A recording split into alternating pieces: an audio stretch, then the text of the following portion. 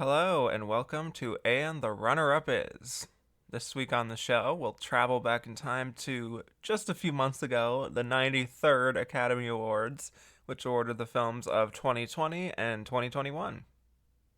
Florian Zeller adapted his play Le Père into The Father, an intimate film about an elderly man who is gradually succumbing to dementia, with Anthony Hopkins in the lead role.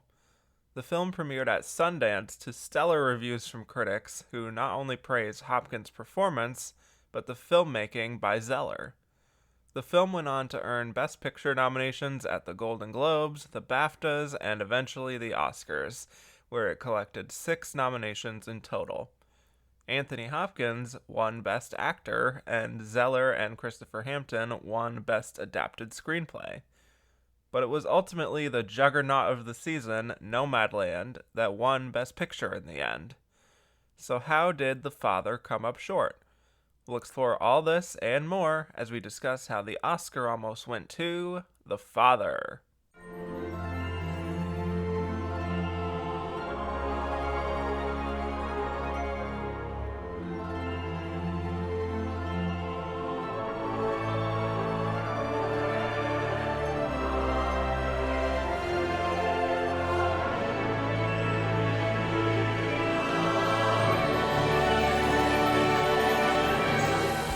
Hello and welcome back to And the Runner-Up Is. I'm your host, Kevin Jacobson, and here we are back again talking about Best Picture. It's time to dive into the Oscars of 2020/2021. We talked about nominations and the ceremony earlier this year, but now it's time to really break down everything that happened, the 8 Best Picture nominees who missed out, and just how it all went down with Nomadland pretty much sweeping the season, and also what the hell the runner-up was to Nomadland, because that is still something that I'm not exactly certain on.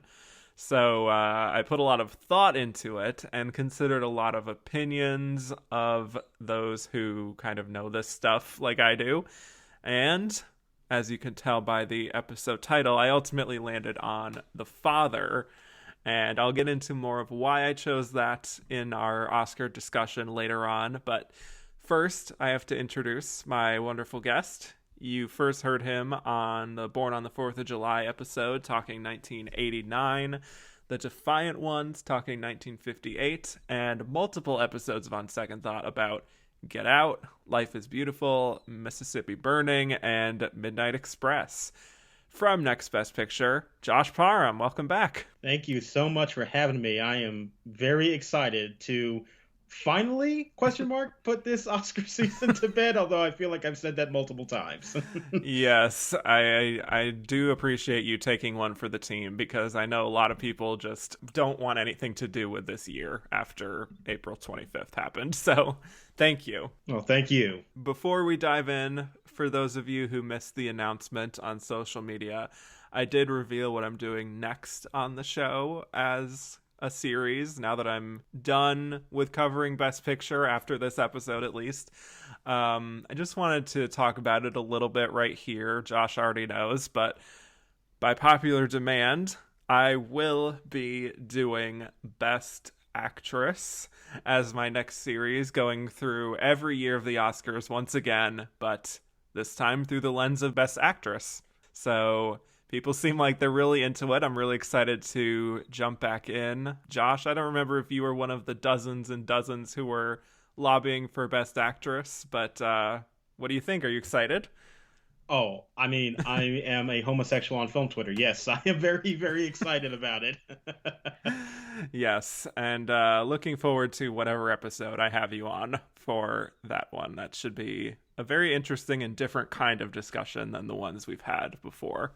So. Oh yeah, you have kind of said a little bit about what's happening, and I am very intrigued by the conversations that will be had.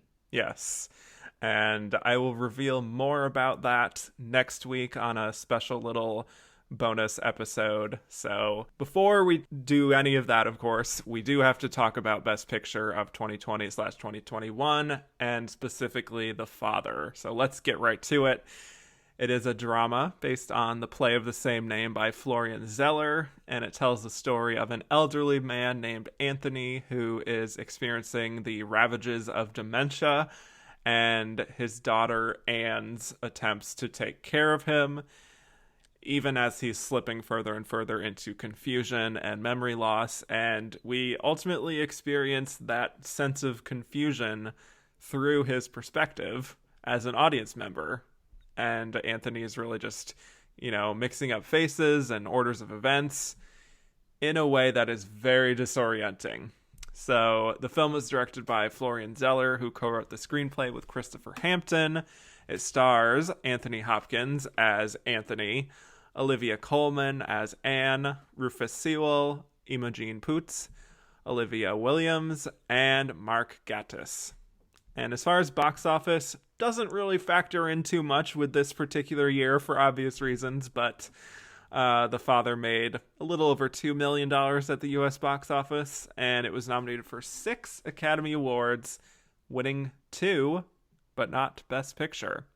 Okay, Josh, what was your overall impression of The Father when you first saw it, and whether you've experienced it on other viewings?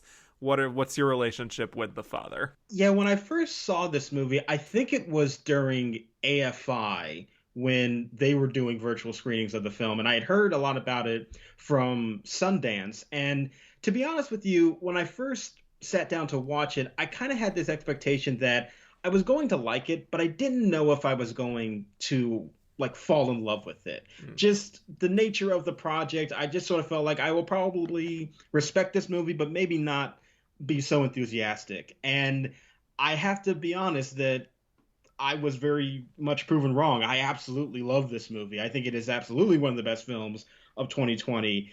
And there are several reasons for that. And first and foremost is Anthony Hopkins' performance. I think that this is honestly the best of his career. And I know that might be a bit of a controversial statement, but I do think that this is a career highlight for him. The performance that he gives is sad and tragic, but also can be funny and charming, and so many layers to it that pulls you in such a heartbreaking way. I absolutely am in love with his performance. And the rest of the cast is great too, but he's obviously the centerpiece. And the way that this movie constructs the notion of seeing the world through this very fractured perspective, I just found to be such an incredible feat of filmmaking. I can't believe that this is a directorial debut, honestly. I think it's such really detailed work from a filmmaking perspective. And from that moment on, I fell in love with it. I've watched it a couple times since then, not too often just because it's so emotionally devastating, but I still find it to be such an emotionally effective movie. And it really is one of my favorites of the year. Yeah. It's very astonishing to me that this is a directorial debut, and it doesn't surprise me that Hollywood will probably be lining up to be a part of his future films, as they already have, with his the next one, which is The Son, with Hugh Jackman, Laura Dern, Vanessa Kirby, these powerhouse Academy Award winning and nominated people. So yeah, The Father totally devastated me when I first saw it. I saw it through the Hamptons Film Festival back in October, which was at the point that it had been at Sundance and Toronto, and there was a lot of hype around Anthony Hopkins' performance, but also hype around the film itself being maybe better than you'd expect for a small scale, just adaptation of a play. So I went into this thinking okay, this is going to be a great Anthony Hopkins performance, and sort of along the same lines of you of maybe I'll respect this from afar, but not really want to fully give myself to it, I guess. So yeah, I think I went into it with a little bit of bias, a little bit of expectation, but then also a little bit of skepticism about the film itself, whether it would truly be as effective as people were saying it was. But yes, then I watched it, and I truly felt like I had watched something new and fresh and really scary in ways that were new and fresh. I felt like I knew what to expect, but the way that the film immerses you in Anthony's mind is not something that I was prepared to be so affected by. I mean, I can't speak to the thought process of those who are dealing with dementia, but I have had multiple grandparents go through it, and it's so dispiriting. It's just really upsetting to see the kind of cycling through the same stories and not recognizing faces and mixing people up and really getting to the point of not being able to help themselves. It's really heartbreaking. And what this film does is not necessarily give us the easy point of view of just the child who's taking care of the father, and instead we're essentially just trapped with Anthony in this cycle of being stuck in the past with all of his old memories and getting to the point of mixing up the names and the faces and when things happened and even where he is, where he lives. And the film really doesn't let up until the final moments where there's some level of peace, I suppose, but it's just that feeling of helplessness that is really well executed. And I think a lot of the credit should go to not only the editing, but just the screenplay for just creating this fractured narrative. Florian Zeller actually called it like a labyrinth, where like as soon as you feel like you're settled into the groove of a scene or a situation, there's just something that happens that makes that reality that you think you're living in feel more uncertain. And then, after it's over, I'm just sort of in awe of just how fine-tuned the filmmaking is here, and it doesn't even really call attention to itself, but it's so interwoven with the story in this very meta way that I think few adaptations of plays have ever done, certainly. Like, it's obvious that this comes from a play, but it's like the tools that are used to convey the story feels like it has to be a film. Oh yeah, like the method of storytelling in this movie feels so incredibly cinematic, and it's even more shocking that it is a first-time director, because I think when you talk about some of the trepidation you might have walking into this movie initially, it is the playwright adapting his own movie, which I think in the past, when we've seen other adaptations like that, the direction hasn't been that great. Cough, cough, doubt. Yeah.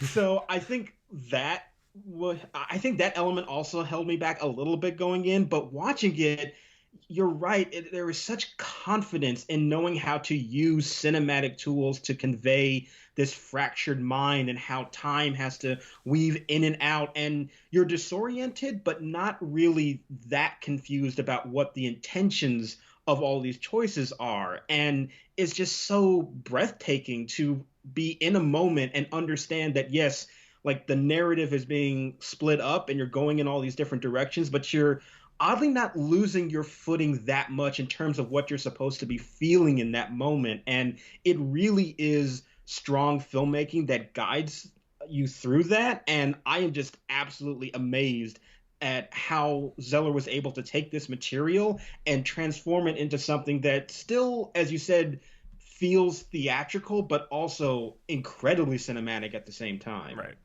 Like, this could have felt very stodgy and stagey in a way that we were all fearing, I suppose. Yeah. But it's not. The scene that really threw me for a loop was the scene of Anne and Paul in the dining room discussing what to do about Anthony, and him like eavesdropping on them, and he's standing in the hallway, and they eventually have dinner and he gets up to leave, and then the scene just somehow loops back around again so seamlessly, which is another credit to, I think, both the screenplay and the editing kind of in tandem. Yeah. And even the cinematography. There's just something really horrifying about that scene for me, even now, for me as like someone who has gone over conversations in their head, and maybe my memory sort of altered the conversation somehow, and I keep going back to it and like re-examining it, and sort of being stuck in that time loop it's a trip. Yeah, and it's so seamless, as you said. Like Right. it goes into it without ever really signaling that it's about to happen, and then once it does, it is like this really brilliant moment to communicate where Anthony's perspective is in that moment. And you get it certainly there, but I think the first time it really hit me that this movie was doing something special was when I noticed the apartment change, Yeah. which that's another element of this film. The production design Hmm. is absolutely brilliant, and it's rather subtle at first. You don't really get it that this is a movie that's going to be really reliant on its production design, but once you see that the apartment changes, and it has to change in a way that is significant enough to recognize that it's a different place, but it's similar enough that these places that he's imagining could feel like he's never left. Like, that is so difficult to communicate, but the minute you see it, you really understand that this movie is working on so many levels to communicate these very particular ideas. And once again, like, I just gonna say, filmmaking is just so incredible in Mm. this movie, and that is one of those details that I never imagined I would be paying attention to, especially with something that is so intimate and small scale. Like, you normally wouldn't think that the production design would just, like, one apartment basically would be that descriptive and complex, but it totally is. Yes, very deceptive in that way. And it's really is a great example of how a craft element can really enhance the experience, and it doesn't, again, it doesn't call attention to itself. But if you're paying attention in the little details and noticing even how the decor might change, there might be these chairs suddenly that weren't there before. There's something about the apartment that's a little more modernized, where you see that that's probably Anne's apartment rather than Anthony's older, more traditional feeling apartment. Just the colors of the walls. It's, yeah, all of that just helps to really disorient the viewer as much as Anthony. And I'll just say, rewatching this past week, this being a few months after the Oscars, it's just so obvious in hindsight why both Anthony Hopkins and the screenplay won their categories. It's like it's truly the kind of thing where all you had to do was sit voters down in front of this movie and they would vote for it. They would vote for Hopkins and they would vote for the screenplay. And we'll get to the Oscars later on, but I just truly felt very dumb for not predicting either of those wins because what Anthony Hopkins does in this film, you're right, it is his best work, I think. It's truly something beyond what most actors are even capable of, I would say, and I imagine few actors could have pulled off this performance. Even people like his contemporaries, like a Michael Caine or who knows who else. I don't know if they'd be able to get to this point. Um, he's just able to be that kind of a warm and charming old man kind of thing, like in his little flirtations with Imogen Poots, or whenever he gives Anne like a really surprising compliment. But then he can also be really cold and brutal, like sometimes in the same scene, like when he's talking about Lucy being his favorite daughter in front of Anne, and then he can be so vulnerable too. I mean, this part is just so juicy and such a showcase with all the different emotions that are having to be expressed. But do you agree that there's just something about what he brings to it? Maybe it's even our own feelings about him as an actor and sort of watching him for so many years now that is part of our own experience of like watching this beloved actor just slip away and we can't really do anything about it.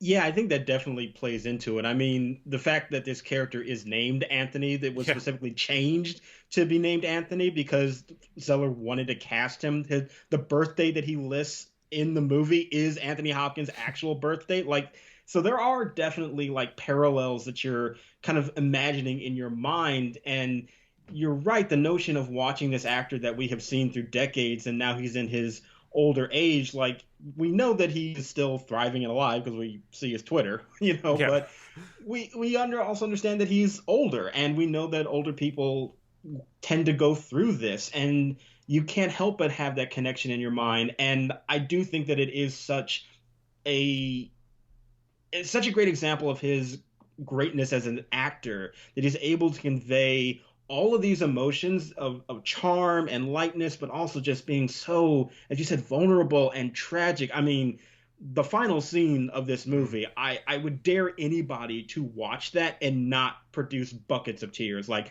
I did just last night when I had to rewatch this, and still cried as much then as I did the first time I saw it. Like his performance is just so magnetic. You are completely invested in this very flawed character, but you sort of want to root for him and also understand the things that he's doing that are very vicious, but you're understanding his mindset too. And it's a very interesting character to inhabit, and I do agree that there's very few actors that I think could be able to pull that off like Anthony Hopkins can. Yeah.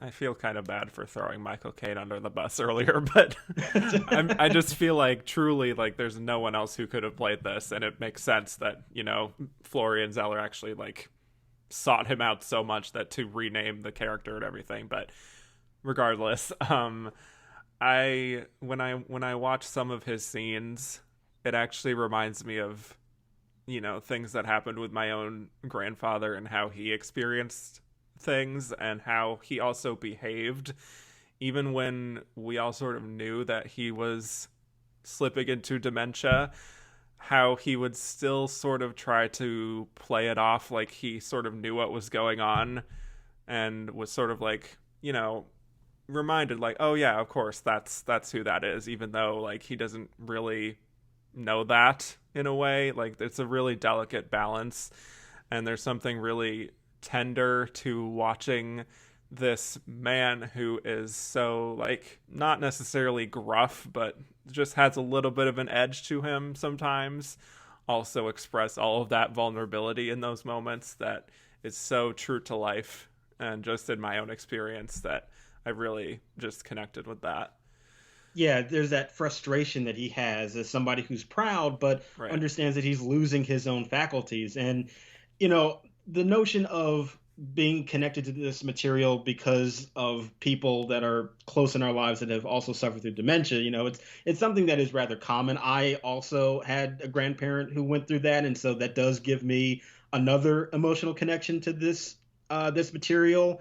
And yeah, I think witnessing that, it gives you this appreciation of not only what you as the sort of outsider individual had or were going through to witness it, but giving somewhat of a glimpse into what this might be like for the person. And obviously it's an artistic expression, every case is different, but I think that when you are touched by that in your real life, it really does elevate every single emotion that you see, both from Anthony and Anne. You get Yeah. both of those perspectives. And I think that allowing that to also exist and not really feel that separate from each other really is a nice complement to the storytelling and only makes it more effective.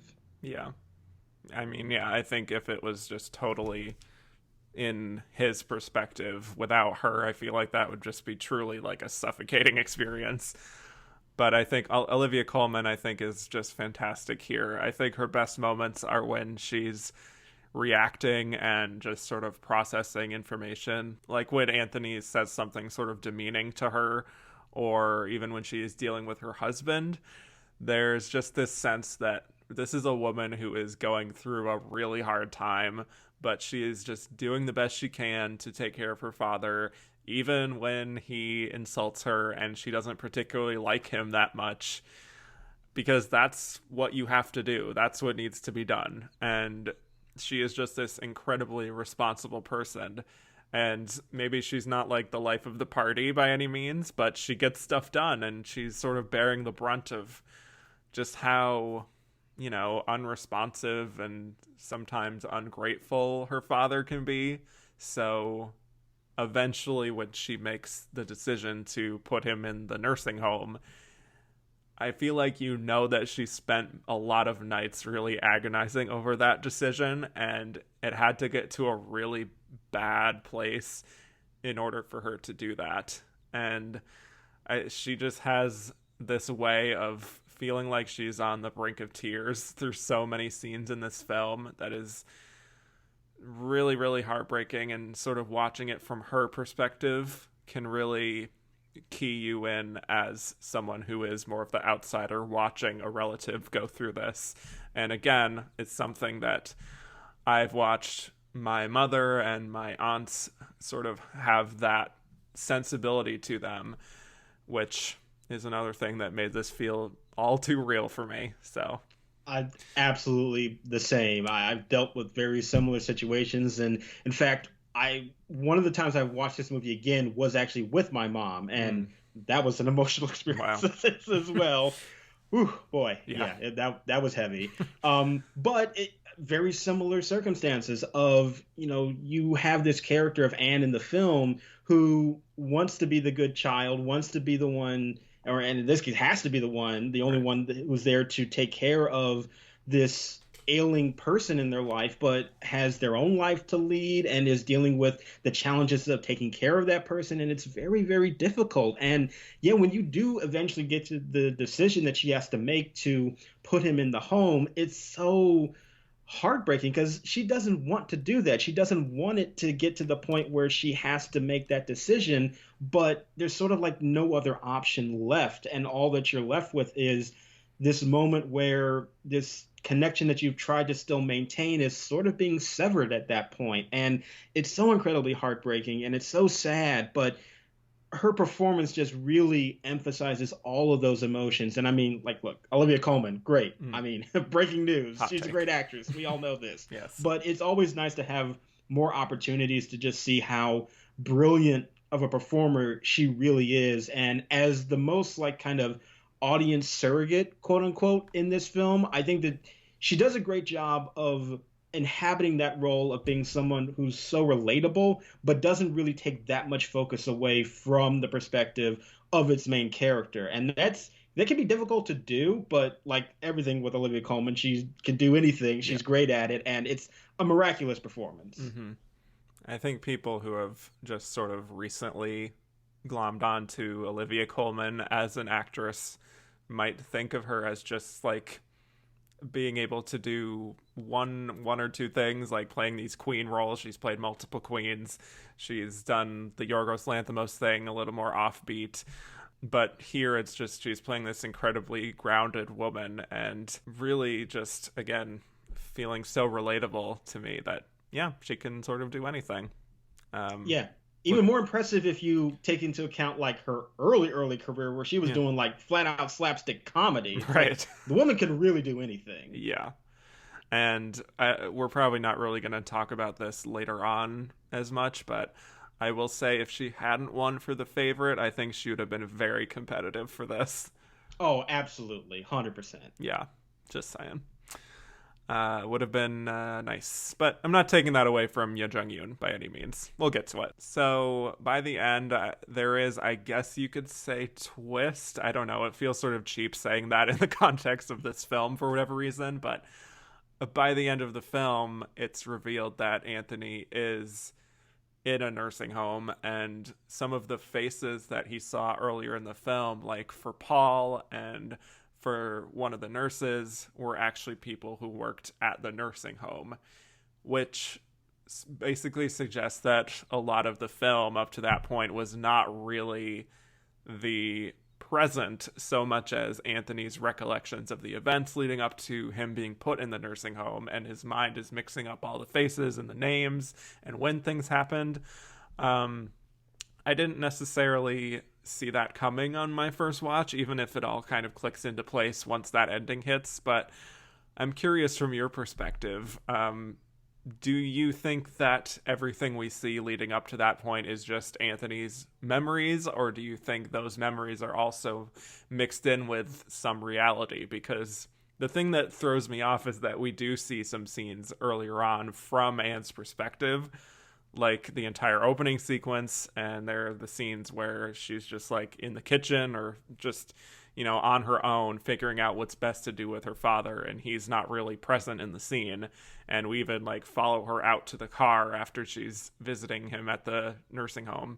And to me, that suggests that not everything we see is his memory, and that some of it is reality of how that all went down. But I'm curious your perspective. Yeah, I do think that there is sort of this idea, obviously, that what we are seeing, we don't know exactly like what is happening at what time. And I don't necessarily subscribe to the belief that like it's entirely in his head. Yeah. I think every time we see him, for sure, we are getting some kind of some kind of recollection, but I do think that it calls into question of how valid that is, because he is still an unreliable narrator. And while I do think that the movie is showing some scenes that are actually that did actually happen in the past, I think it also understands that there's some things that are intentionally getting kind of mixed up. Like, I almost wonder when he gets slapped by the husband, Mhm. I wonder, was it the husband that slapped him, or was it the guy at the nursing home? I think that that is like a legitimate question that I didn't necessarily think about the first time I saw it, but knowing that this movie intentionally wants to manipulate the storytelling in that way, and knowing that his mind doesn't know exactly when and where it is, that it's definitely playing with those ideas. Mhm. Is it playing with that throughout the entirety of the movie? Probably not. I think that there are some places that you can point to and say we are a little bit more grounded in actual reality, but the beauty to me of the storytelling is that it constantly keeps you guessing at that. And Right. if it can keep doing that, it keeps you engaged in what is actually happening and what you imagine to be reality and what is in his head and what may be like a half truth that he's only thinking that he knows, but is actually like a mixture of real and fantasy. And I just find all that to be fascinating storytelling. Yeah. Well, that sort of motif of the physical violence is another really kind of unsettling aspect of this, where he, I think, is envisioning Anne smothering him with a pillow, which most likely didn't happen, right? Yeah. Yeah. um, and there is that scene where Paul is just hitting him over and over, which I would say is maybe more likely to have happened. Again, yes, depends on who it was, but I feel like there's something even psychologically going on there, that it's almost like his own interpretation of how people are treating him, like, she was smothering him, or that he was feeling attacked. Like, there's maybe something even psychological happening there, that he sort of feels like there's been violence brought upon him. Yeah. And then even the smothering thing, like I'm just thinking about it now actually. Like, if you do think about that from his perspective and his imagination of what he imagines Anne might do to him, you could look at that as both like something that is malicious or merciful. Right. Like, he might be in a position where he's thinking like, I would be so much better off if my daughter did just kill me, which so much even more tragic. Like, I mean, and it's tragic, obviously, but it's also another signal of the story really focusing in on his character and how, even though his mind is so fractured, it allows you to think about his motivations in these moments very differently. And no matter what, it's still very intriguing. Right. And then it is the other layer that we might see that even from her perspective of, like, imagining wanting to do that just to be either done with the situation, or to as an act of mercy, like you said. So a lot of different ways you can look at it. And in the end, I think there's just the feeling of loss, that is something that, even if you're not going through specifically what Anthony's going through, I think you can still just empathize with that feeling of losing control, and of just being stuck in the past and sort of wanting to go back to easier and happier time. He's always losing his watch, and he says at the end that he feels like he's losing his leaves. And I think that's how we feel as a viewer watching him go through this, that we're sort of helpless to stop it. And it's such this primal fear, I think, that I absolutely have, and I know a lot of people have. I mean, my parents and my relatives have talked about it. If they ever get to that point of being totally gone and sort of slipping into that state, like, that's the worst possible way to go. So, Yeah, as you said, the notion of losing control is far more universal than dementia right. specifically, and I think that the ending particularly does tap into that notion of you don't have total control of everything in your life, and it feels so overwhelming, and you just feel lost, and you want to return to that time when things were simpler, but you can't ever reach back. You can only go forward, and it still feels so disconnected and confusing. And yeah, it's wrapped up in a story about dementia, but yeah, that notion of you losing control, that is universal. That is something that anybody can attach themselves to.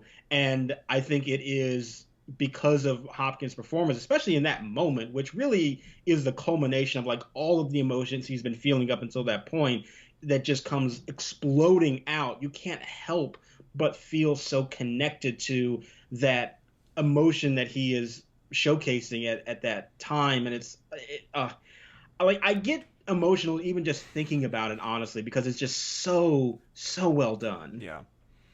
Yeah. I do also just want to mention Olivia Williams, um, Yeah. who is, for me, the only other actor that really stood out outside of Anthony and the other Olivia, especially in that final scene where she's really having to sort of inhabit sort of a motherly role at that point Yeah. because he's calling out for his mother, and she's just kind of petting him and trying to calm him down, and it's just the level of patience is something that, I've, again, to bring it back to my own life, that level of patience is something that I've seen in other, nursing home people who work there. And it's just like, God bless people who can do that. It's all I can say.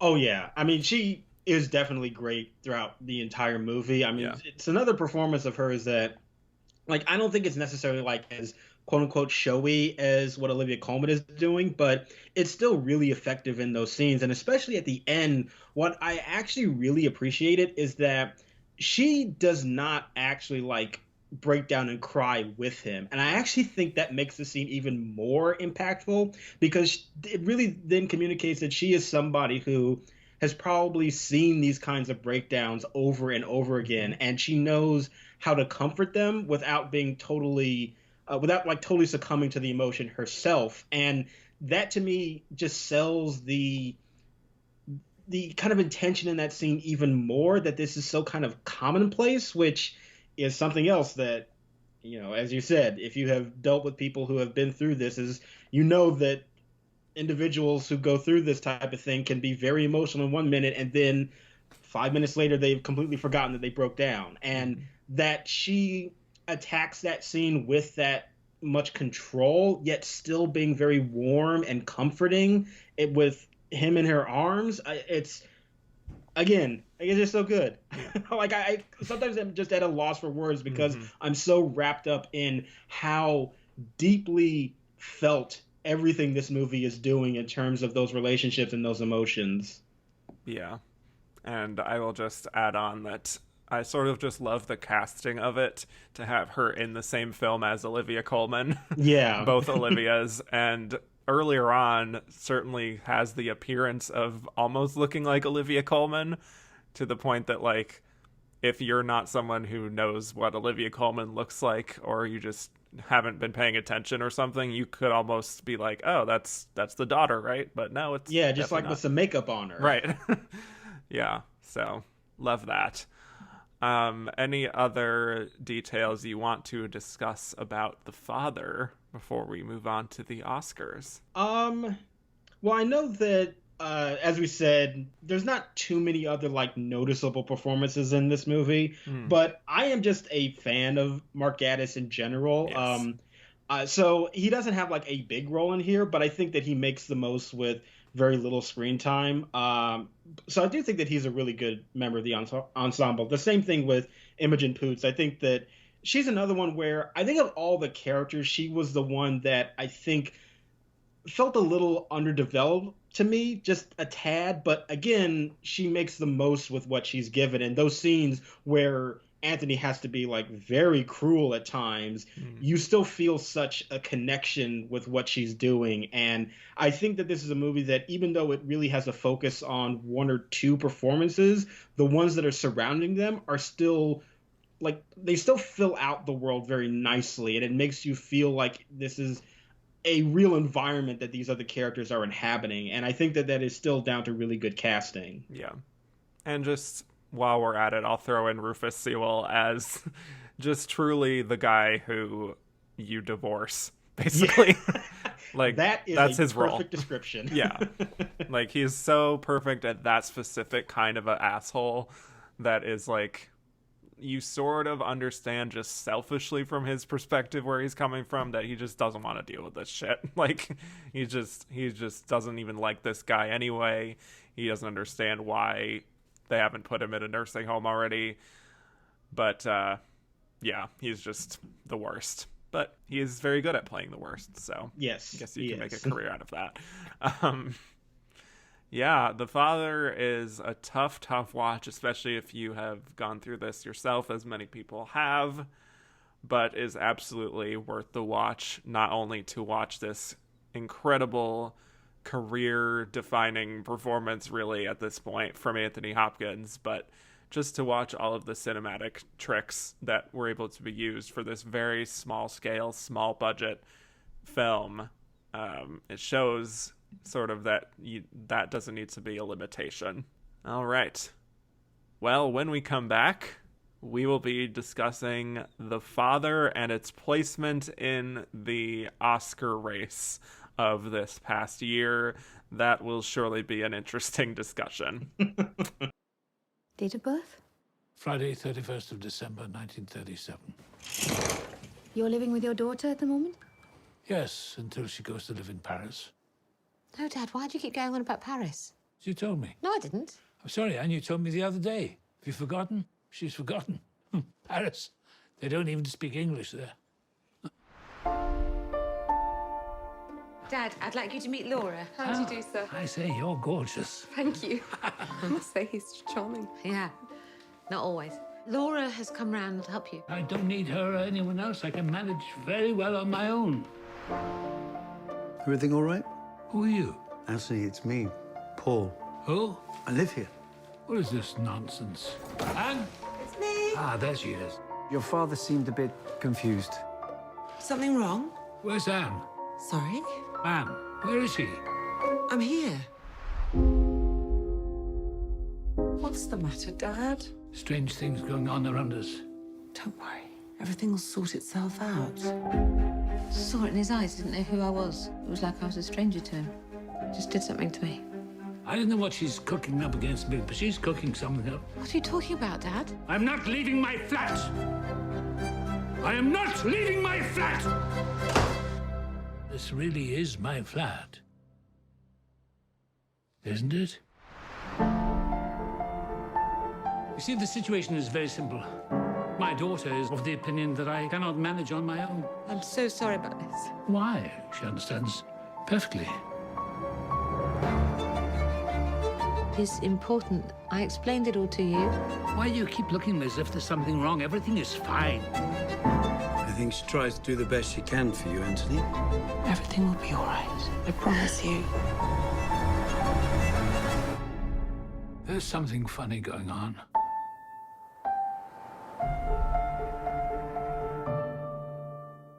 And we're back. So now we'll be delving into The Father at the Oscars. It was nominated for 6, including Best Picture, Best Actor for Anthony Hopkins, Best Supporting Actress for Olivia Colman, Best Adapted Screenplay, Best Film Editing, and Best Production Design.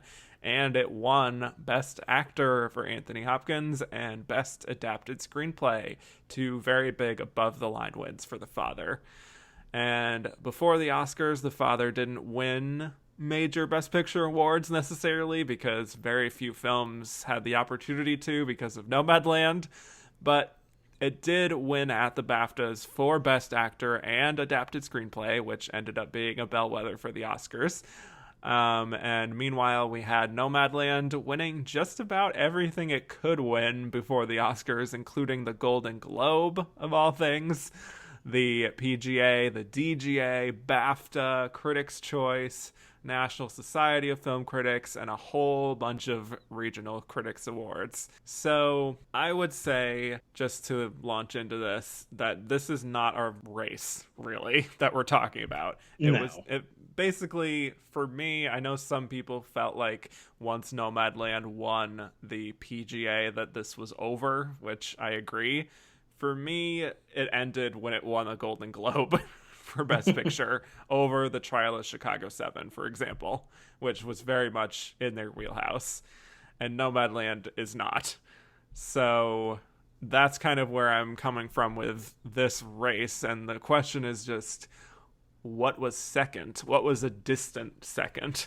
You know, because Nomadland, for all we know, won on the first or second round of the preferential ballot, and nothing else even came close. So, Josh, are you one of these people who feel like The Father is the runner-up? Because there's a lot of that feeling after it won those 2 awards. You know, it's very difficult to say. Yes. Because in races, as you know, where there is one movie that is just very dominant and has been winning every Best Picture prize imaginable, it's difficult to know what exactly is in second place. And it makes it even more difficult with The Father because its performance before the nominations is very different from after the nominations, where it was, you know, there was a lot of struggle to actually get the movie seen. It was missing major precursor citations. And I remember on Oscar nomination morning, there was a sentiment that maybe the only thing it has like actually locked up is Anthony Hopkins. I saw some people even saying that Olivia Colman could miss. Yeah, me too. And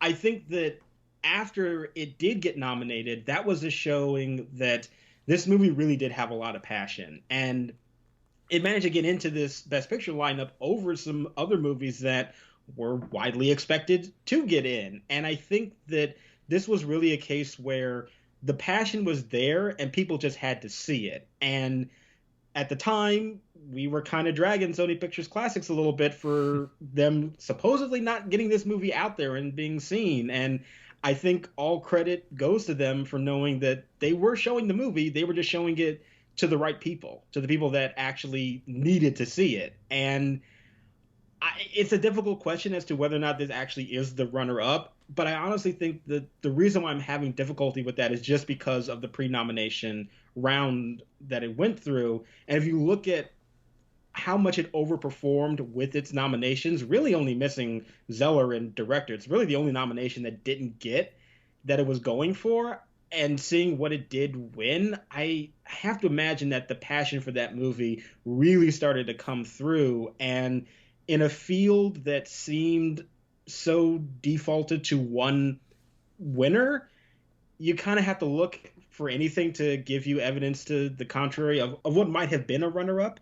And yeah, winning an acting prize and a writing award definitely gives you some evidence. Yeah, and winning that writing award over the Best Picture winner also is a big deal. Not that there were other Best Picture nominees in that lineup, but still a big deal whenever a film beats the Best Picture winner for writing, which is an important component at this point to Best Picture typically. But yeah, this has been an agonizing decision to even figure out what it was, because I don't think we would have gone into Oscar night saying that The Father was a plausible runner-up necessarily.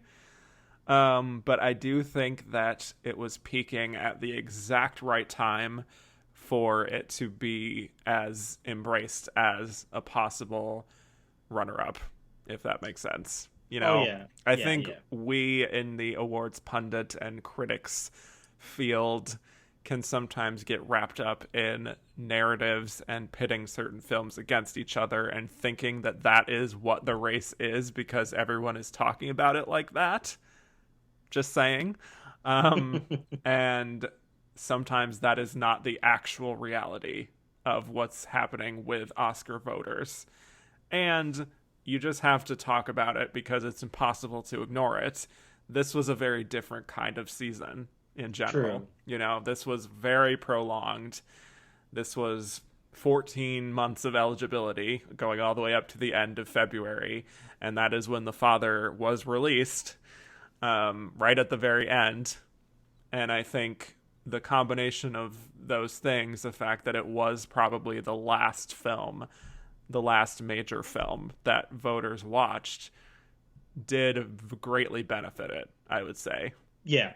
And I think when you have that performance from Anthony Hopkins in particular at the center of this movie, that really is just sort of this unifying force. Because I can imagine people who maybe aren't so affected by the filmmaking itself, like there's no way you can not appreciate Anthony Hopkins in this movie. Like that's just impossible. I don't care what your feelings about the rest of the movie are, you're gonna love Anthony Hopkins. Yeah. And it is, I think, one of those elements where the minute you see it, you're just immediately, at least at the very minimum, drawn to that. And the very next thing you want to say is you have to see this movie at least for this performance. And as we've seen, there's a lot of instances where one performance can carry a movie through a lot of different nominations and awards that it can get. And I think that Hopkins in this film is one of those examples. And the timing, as you said, was perfect for the movie, where it was one of the last things that they saw. And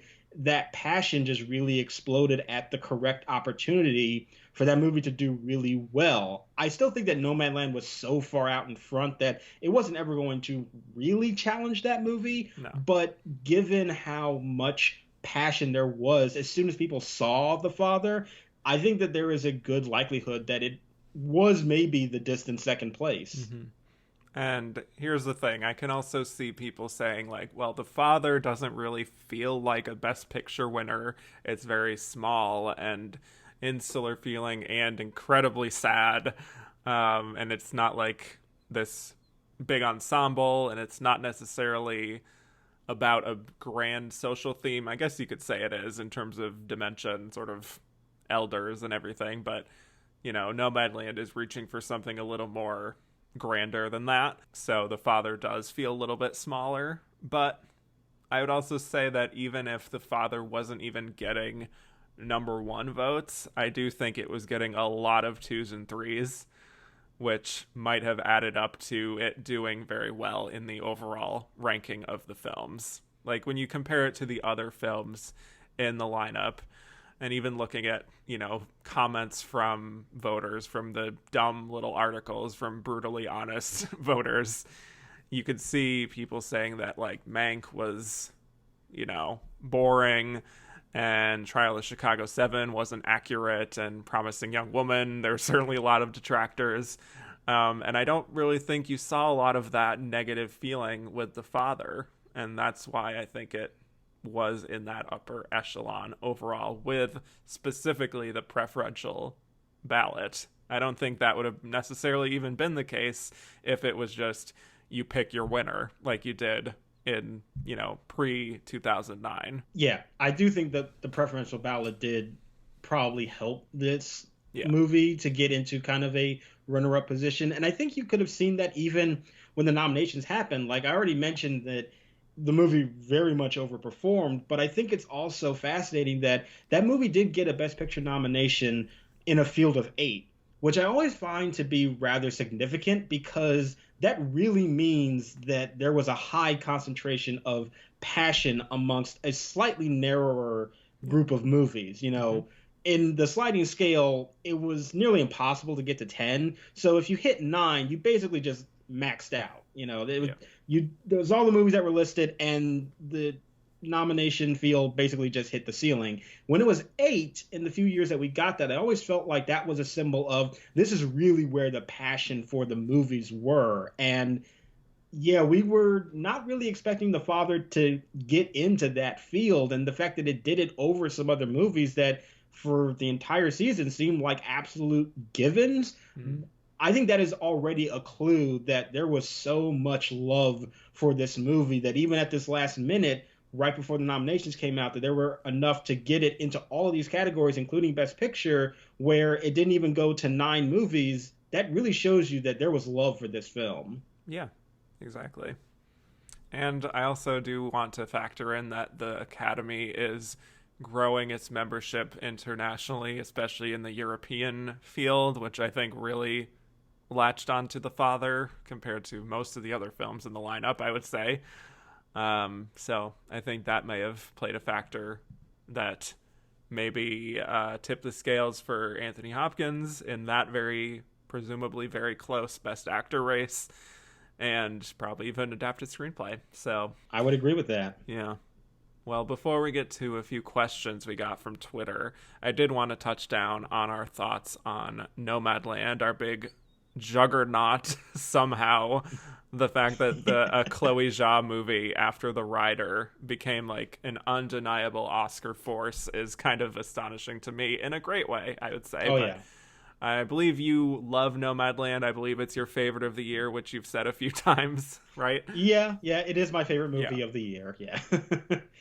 It's great. And you're right. I cannot believe that we got into a situation where this was like the Oscar frontrunner juggernaut throughout the season. It's incredible to think that, but like everything in 2020, what you thought was going to happen just certainly didn't pan out that way. Exactly.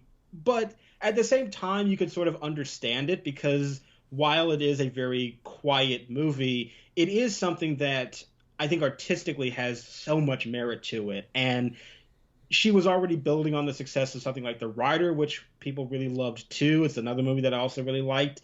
And I think that movie found itself in the position of being so respected and having so much early word that it kind of became the placeholder that just rarely, and it usually doesn't happen, but it's the placeholder that never lost that place at the top. It just became the front runner, and I think a part of it is that there was some apathy throughout the year. We did hear from some people that they just weren't that checked into the movies that year, and I think there might have been some people that were like, it's Nomadland, yeah, I'm just going to vote for it to just sort of get it over with, Right. which is a shame because it's a great movie. But I do think that it is one of those things where the movie had a lot of respect. There wasn't as much engagement this season from the industry as there had been previously. And also there was just still a lot of goodwill for her and for Frances McDormand as well. And I think that the respect of the project helped carry that movie through all of these different major precursors until it just got to the point where it was just the undeniable winner. Yeah, I loved Nomadland, fully loved Nomadland. I remember being very hyped for it, having seen The Rider and having seen Songs My Brothers Taught Me.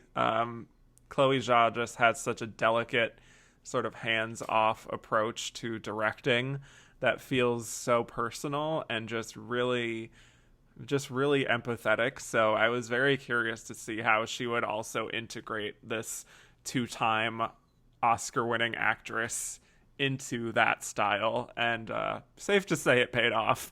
For me, it's just remarkable how much this film connected to the general feeling of the world in 2020, sort of by accident, and without even directly being about like a pandemic or a life-altering event like that. It came out at a time when a lot of us, myself included, were feeling kind of depressed and disoriented and stuck in our homes, but still sort of feeling a lack of connection and a longing for that connection and sort of just a longing for what we had before. Like, kind of like The Father, I suppose. And all of that really resonated with me, and having Frances McDormand at the center, who is one of my favorite actors, in a role that is not necessarily relying on this kind of hard edge, badass sensibility that she's kind of cultivated more and more in recent years. You know, it's like here she's soft and she's more vulnerable and she's guarded and she's very reactive to the real life nomads when they're telling stories, and it's just kind of her smiling when someone like Swanky is really opening up to her. It's just a really, really moving performance. And there's also this grander commentary that I think people latched onto, on top of being this really nice atmospheric drama. It's also commenting on the recession and what that did to these small towns in America, and not really finding safety anymore in this sort of capitalist society and wanting to make her own rules and live off the grid. And there's a freedom in that, and a lot of those people have found that freedom, but then there's also something that's bittersweet about some of that, of feeling of the fact that they felt the need that they had to do this, like Fern does. And this system can be very unsustainable for a lot of people, and it drives them to make these kinds of decisions. So all of that really resonated with me, and the performances. Swanky was totally robbed of a supporting nomination. The cinematography is gorgeous, just a beautiful looking film. Yeah, I mean, it's relatively plotless, you could say, which is why even despite all of that, there was some resistance, I think, for a while for whether it could win. But then, yeah, once it became clear that there wasn't really going to be a challenger, then it sort of just was always going to be Nomadland. Yeah, So. I mean, Nomadland in a normal year would be the challenger. It would be the movie that would be like the small indie going up against the big studio picture. But it is this rather unique situation where it ended up fulfilling like both David and Goliath. You know, it was sort of both of those types of movies. And I think the beauty of that film is its portrait of like having to work through grief in a way that you have to hold on to it, but sort of adapt in a way that still gives your life some kind of fulfillment. You know, I know that we're not going to talk about like the entire movie, but just one scene in that film that I always go back to is when her plate breaks, when David Strathairn accidentally smashes it. And it's a moment where, you know, you are shocked by it and taken aback, but what do you do after that? Well, she takes it and she glues it back together, and it's, you know, it's not perfect as it was before. It's still kind of shaggy and you can kind of see the cracks in it, but it's still durable and functional. And I find that message in that movie to be so powerful, that it is really about kind of dealing with loss and isolation and grief, but not having it consume your life, and knowing how to look for all of these other beautiful elements in the world around you, which does make it a rather perfect movie to come out during the pandemic. You know, it's very easy to make that comparison or that kind of analogy with a lot of movies that came out that last year, but I do think that it really highlights that idea. And I think Chloe Zhao as a filmmaker she does such a wonderful job of capturing that. And as you said, the cinematography also like absolutely gorgeous, stunning. I am still upset that it did not win. Oh yes, we'll get to it. Yeah, but it's just such an amazing movie, and I understand that it's not for everybody, but I know that for me, like all of Chloe Zhao's sensibilities as a filmmaker, I am just like 100% aligned with, and I think that it is just such a poignant and just beautiful film. Yeah, and I do love that she completely dominated Best Director, like no one has ever done before, even like statistically, like no one has done before. And the fact that it is just like this sort of quiet, moody character drama, atmospheric, you know, it's not relying on bells and whistles and super flashy directorial moments. It's just this beautiful unified vision. So that makes it special to me. And the first woman of color to win, which I almost feel like her dominance throughout the season kind of took away that narrative a little bit, which on the one hand, I'm almost sort of glad that it's like, no, they just wanted to reward her and it just sort of became its own thing that nobody even really thought about. But I did almost think that we did lose that other narrative just a little bit, because it's still very significant. You know, she's only the second woman ever to win this award and the first woman of color to do so. So it is pretty monumental, even if it was very expected on the night. Yeah. And even the presentation of it didn't seem like it had a lot of fanfare. Well, the presentation throughout that entire ceremony, we have many, many issues. We talked about it. We don't need to go into that. But yeah. All right. Well, let's get into some of these questions. A lot of questions because it's still fresh in people's minds. But let's go to Scott Kernan, who said, because of how well The Father did with Academy voters, do you believe if the film had been released earlier, Florian Zeller could have gotten in for director? I mean, maybe. I think Zeller was very, very close to getting into that directing lineup. I know that a lot of people were predicting Sorkin. I never thought that was going to happen. I really felt like he was the textbook case of he'll show up at like Globe and DGA, but he's not going to appeal to the director's branch. And they ended up going with Vinterberg, but I do think that signals that that branch oftentimes is in a kind of Eurocentric point of view. And I think given the success of The Father in other categories, I really do think that Zeller was pretty close. Yeah, I think he was almost definitely sixth in that lineup, and that maybe if it had come out like a month earlier, or if the sort of peak awareness and appreciation of The Father had happened like a month, like when the nominations were happening, I guess, when voting was happening, then yes, I do think he would have gotten in probably over Thomas Vinterberg. Yeah. This is from Zeta Short. What is your favorite non-Olivia Colman performance from one of the actresses in The Father? A very specific question, and it can only be two actresses. Yeah. So, Olivia Williams or Imogen Poots? Yeah, I think I would have to say Olivia Williams. Yes, I agree. The other Olivia. Yes. Exactly. Yeah. Maybe if she had a handful of more scenes, she could have gotten some traction. But she's great in what she does in that final scene. So yeah. This is from Ryan McQuaid. Why was I right about Frances winning Best Actress? But in all seriousness, did this win make Frances the greatest living actress in Hollywood? Well, as somebody else who was also right. Preach. I mean, I do think that she is definitely one to consider as one of the greats. And what I also love about Frances McDormand is that if you just look at her 3 Best Actress wins, they are very different performances from one another.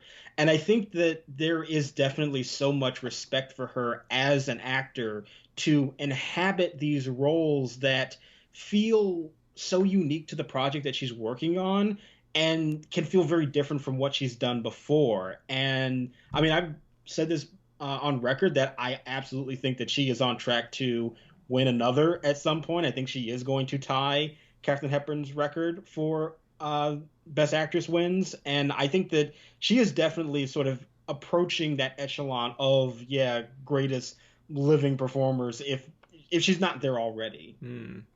Yeah.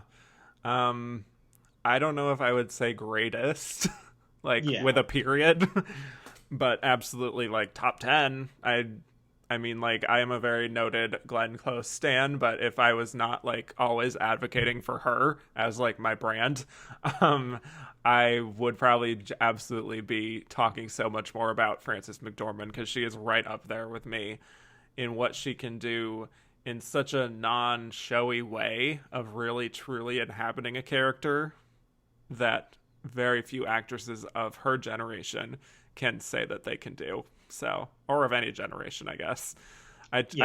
She is probably the most respected living actress at this point.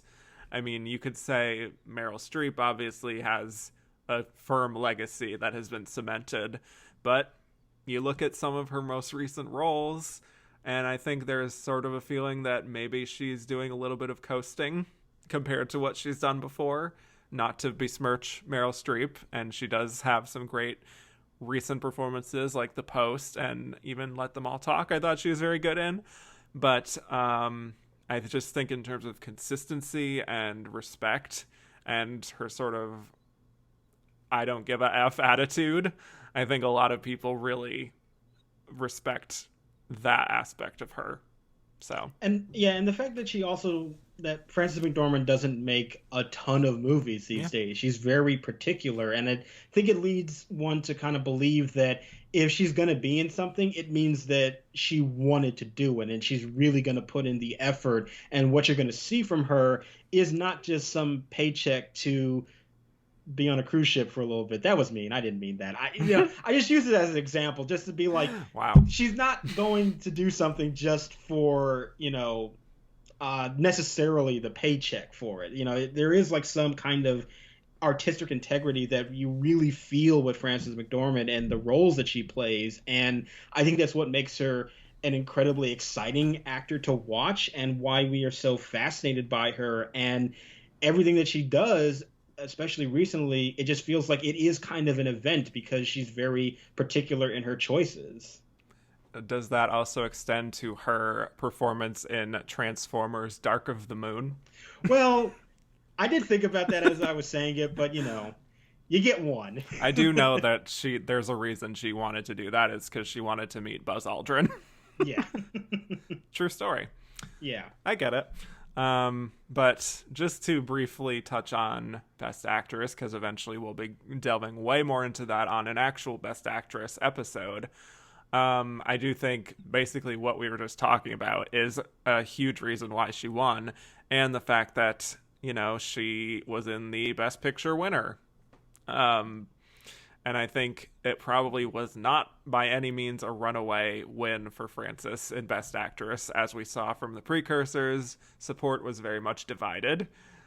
But there was just enough of that sort of everyone saw Nomadland. There's probably some people who did not watch The United States versus Billie Holiday or Pieces of a Woman. And so I feel like, yeah, she just not necessarily won by default, but she just had a lot of advantages with the fact that she is who she is, and she was in the Best Picture winner. Yeah, I always feel like when you have categories like Best Actress this year where the support is just so divided and there's not really a consensus, what ends up winning is just whoever is attached to the movie that is stronger in the Best Picture race. Yeah. And as you said, I don't think that this was a runaway. I think that by whatever amount she won by, it was relatively small and narrow. But I think that combining the strength of the movie that she was in with the overall respect that she has garnered in that industry was just enough to put her ahead. Yeah, exactly.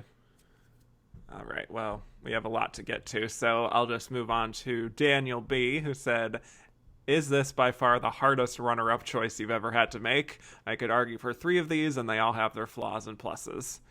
Yeah, I did not envy you with this decision at all. No, that's why I tweeted about it multiple times, asking people, like, are you sure? I would probably say, like, top 5 hardest. I mean, there's some cases where, like, I wasn't even born yet, so I don't know the lay of the land of a particular race from the 1940s. But of the current era, absolutely. It's impossible to really even say for certain, which makes it one of the hardest, for sure. Yep. Yeah. Like I said, do not envy you with that decision at all. Yes. And it's very hard when there's one movie that just dominates it all because there's no opportunity for really another movie to showcase that they might be a runner-up. Because if one movie's just winning everything, then, like, what can you say? Right. Exactly. And the fact that, so many movies won, like, 2 Oscars.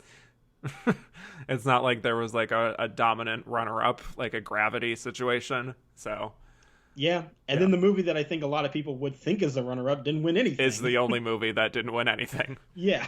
So it was pretty much a nightmare scenario for my particular show. Just throwing that out there. Yeah.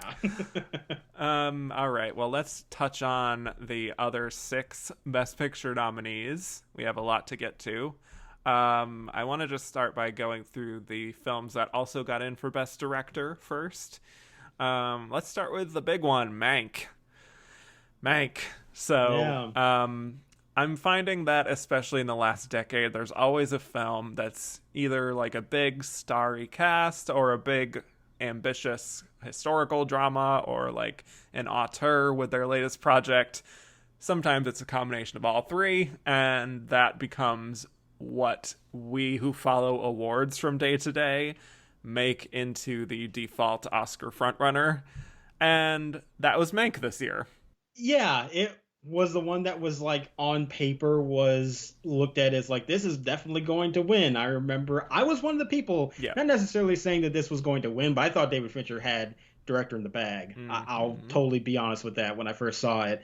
And, I think that this Best Picture lineup is actually pretty good. I don't think that there are bad movies in this lineup, but I am going to admit that I think I would rank Mank at the bottom. There are good elements to it, but I do think that overall it is missing something to really connect me to the characters. And I find that it's a movie that is somewhat engaging in some aspects and then kind of completely loses me in others. I respect the vision that they're going for, and there's certainly a lot of beautiful crafts in it, but yeah, overall it just really doesn't emotionally impact me like it does for some other people, and it's certainly not as much as many other movies that were nominated for Best Picture this year. Yeah. I mean, it did have a number of things that made sense on paper as something that could be really embraced by the Academy. And let's be honest, it was. It did get the most nominations of any film. But, David Fincher, in his first film since Gone Girl, making a story about the development of Citizen Kane, the film that AFI called the best American film of all time. Telling the story of an Oscar-winning screenwriter starring Oscar winner Gary Oldman, shot in black and white, and you really had the makings of something that the Academy would embrace. And then when the movie came out, I think, there were some big fans of it, but I also saw a number of people say it didn't quite meet the expectations. It's lesser David Fincher, quote unquote. It's too cold, it's too detached, and yeah, I think for me it became very clear that this was not going to be widely embraced in terms of wins. Even if it did get all those nominations, it would be more of a respect thing than like a warm embrace thing. But I liked the film. I can't say I loved it, but the craft, I think, for the most part, is undeniable. Just the attention to period detail, the sort of echoey sound that is really evocative of the 30s and 40s. The costumes, great gowns, beautiful gowns. And, what else? The score, Reznor and Ross's score, I think, was very good. Great score. The period-specific instruments. I do still question the cinematography and the decision to shoot digital instead of film. I actively do not like the cinematography in Mank, and I know that this is somewhat of a hot button issue because there are some people that absolutely love the way that movie looks, but I agree, the fact that it's shot in digital, the fact that it's not even in Academy ratio, thank you, just really really bothers me, and especially because so many other elements of that movie are going for very period specific details that to not get it with the cinematography just really really upsets me. It is one of the kind of craft elements of that movie that I do actively dislike. Yeah, like I don't have a problem with the lighting or the angles or like the camera placements. It's still, I think, a very gorgeous film to look at, but that was one of my big hang-ups, is that maybe it looks a little too pretty. The compositions are great. It has some great lighting setups, like all of that is true. But for a movie that tries very hard to convince you that you're basically watching a movie that seems like it would have been made in the 30s, for it to not look like a movie that was shot in the 30s, it's like, why would you miss that one major detail? Yeah. But it's a film that's tackling a lot, not only the making of Citizen Kane, but sort of how art and politics can converge. And there's this whole subplot with Upton Sinclair running for governor, and sort of the idea of propaganda films and smear campaigns and Hollywood's role in shaping public opinion, which is all pretty interesting, I'd say. My favorite scenes are whenever there's a party or like a gathering where there's multiple characters that are just, engaged in this dialogue and talking about the world. And it sort of helps the film come a little more alive for me when a lot of the film is a little sleepy. But Amanda Seyfried, no complaints. I think Marion Davies is fantastic. She has such an electric presence whenever she's on screen. And that especially stands out in this film of mostly like men in suits. Absolutely. She is by far my favorite performance in the film. She is absolutely wonderful. And I do think that it is sort of weird that this movie kind of got billed, obviously, as like the making of Citizen Kane. And to me, the sections that are actually about the making of Citizen Kane are not that interesting to me. I was actually far more fascinated by the political atmosphere of the time and how Hollywood was kind of inserting itself into the narrative and shaping public opinion through its own manipulative media. Like, all of that was way more fascinating than whenever we went back to Gary Oldman sitting in bed and drinking. Like, I didn't really care about any of that. Yeah. I also wasn't the biggest fan of just the flashing back and forth so much with that. Yeah, it's a movie that has good elements in it, but overall it doesn't really come together as like a great movie to me. Right. There's a lot of really compelling parts, and I can see why David Fincher would be interested in it, and especially that, art and politics factor of it, I think really interested him, I imagine.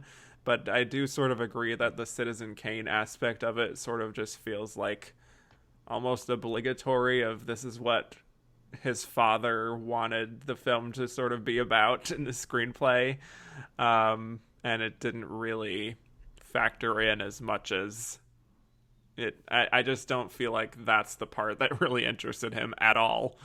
So anyway, we got a few questions about this. This is from Gabe Guarin, who said, did you get the sense that the Academy felt obliged to give so many nominations to Mank, despite the muted response to the film? I mean, it definitely does feel like one of those movies that it was an early front runner. It was on people's radar. Maybe they weren't checking in with a lot of other movies around that time. And it is a big tech showcase, certainly. And I do kind of feel like maybe not obligated, but just sort of was like, yeah, I mean, why not give it all these nominations? It's a big period piece. It's nice and flashy, and it's an auteur director. Like, why not? This is what we normally do, isn't it? And I feel like that's not just for this year, though. I feel like every year you get those kinds of movies. And to me, it just fits into a pattern of what we normally see as a movie that does get a bunch of nominations because it is a craft showcase from a famous director. And, we just sort of have to deal with it every year. Yeah. Like The Irishman the year before, which I vastly preferred, but it's still kind of in that same general sensibility of respect, more so than like warm embrace. Yeah. Yeah. This is from Gordon at Mark Wahlberg, who said, if Mank ended up being stronger than it seemed, 10 nominations, cinematography win, how did it miss the screenplay nomination? Well, first of all, I think the screenplay nomination was something that we were all kind of speculating could possibly miss anyway. Mm-hmm. And I think that the fact that screenplay was often looked at as like one of the weaker points of the movie in general, even from people that really liked it. I remember hearing a lot of people saying like, I love this movie, but I can also admit that the screenplay is kind of the weakest part.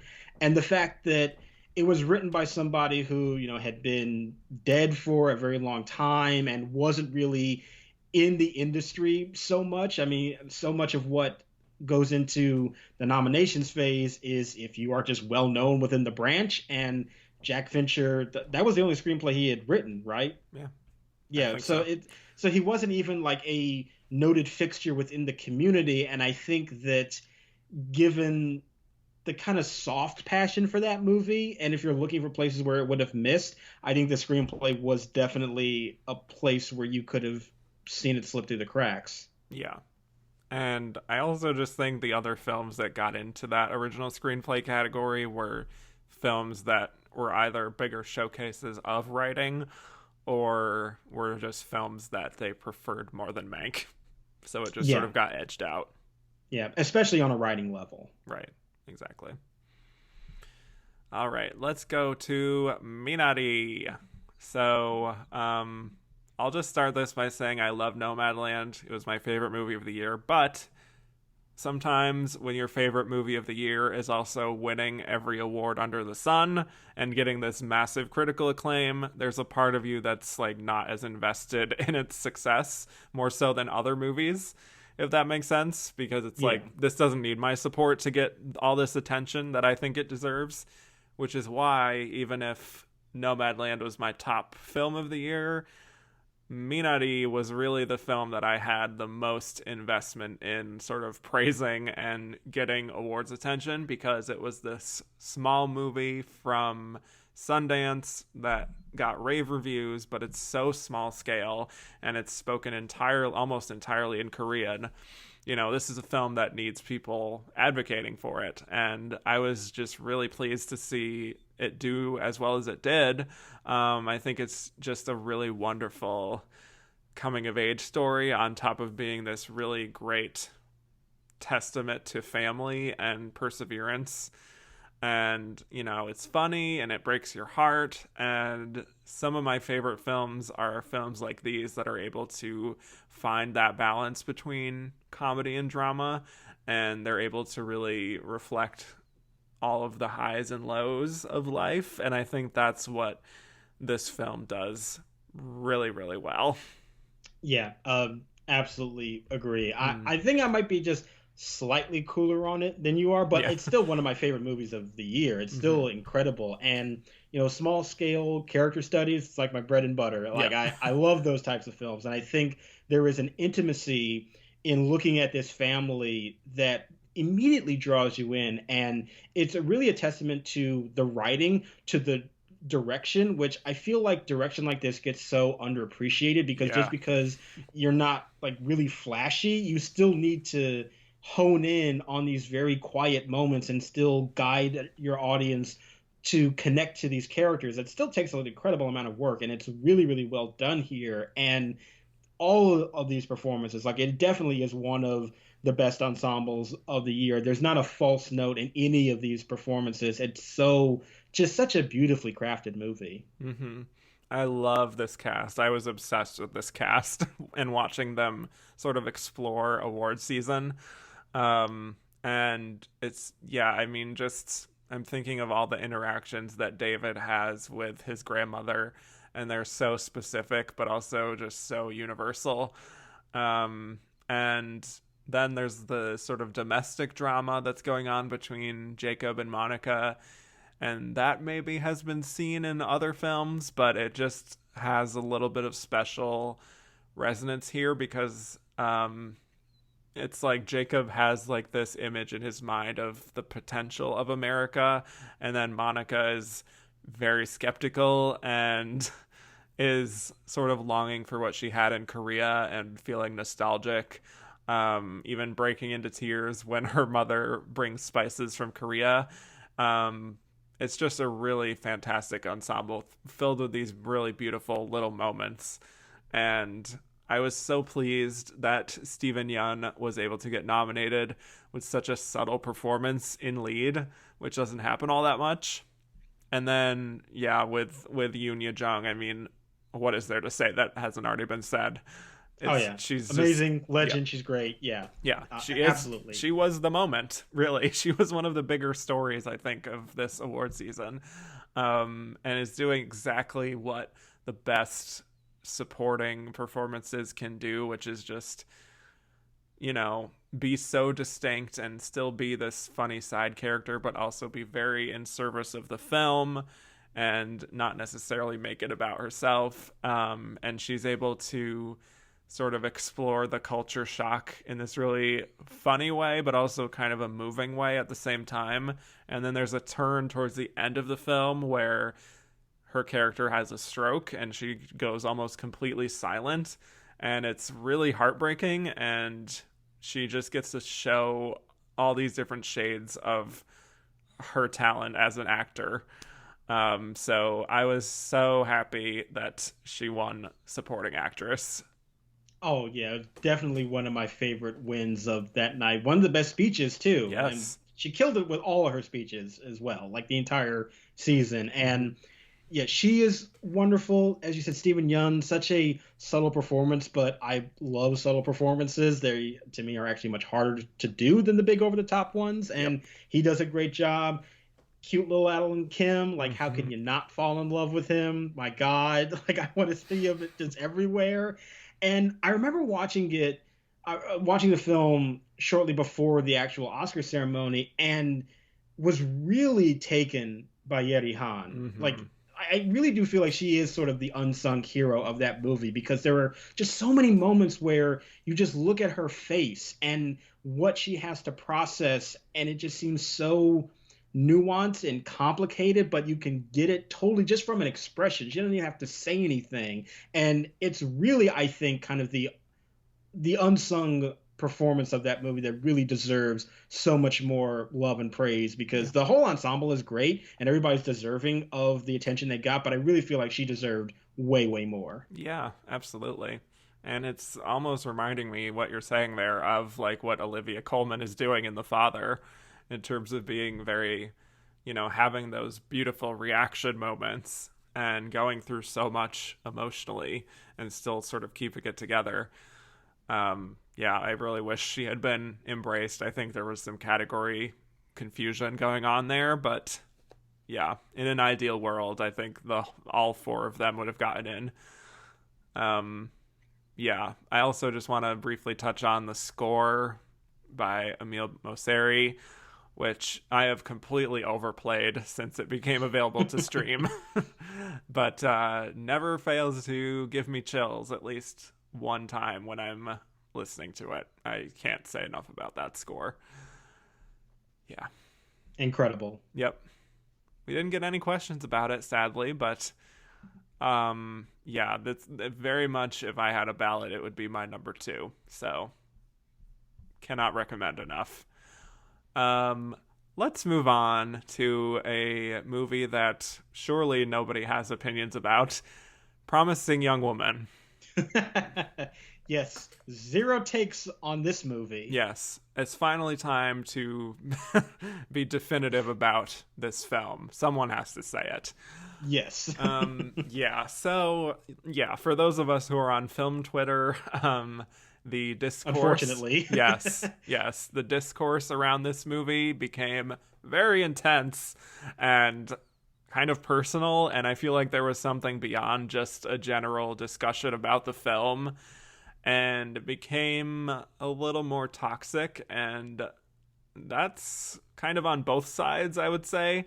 There was just such extremes of these two camps where you either loved the film wholeheartedly or you thought it was like one of the worst, messiest films ever made. My take on it was that I thought it was very good, and I wouldn't have nominated it for Best Picture necessarily, just because I don't know if it fully blends all of its tones and the messages in the most effective way.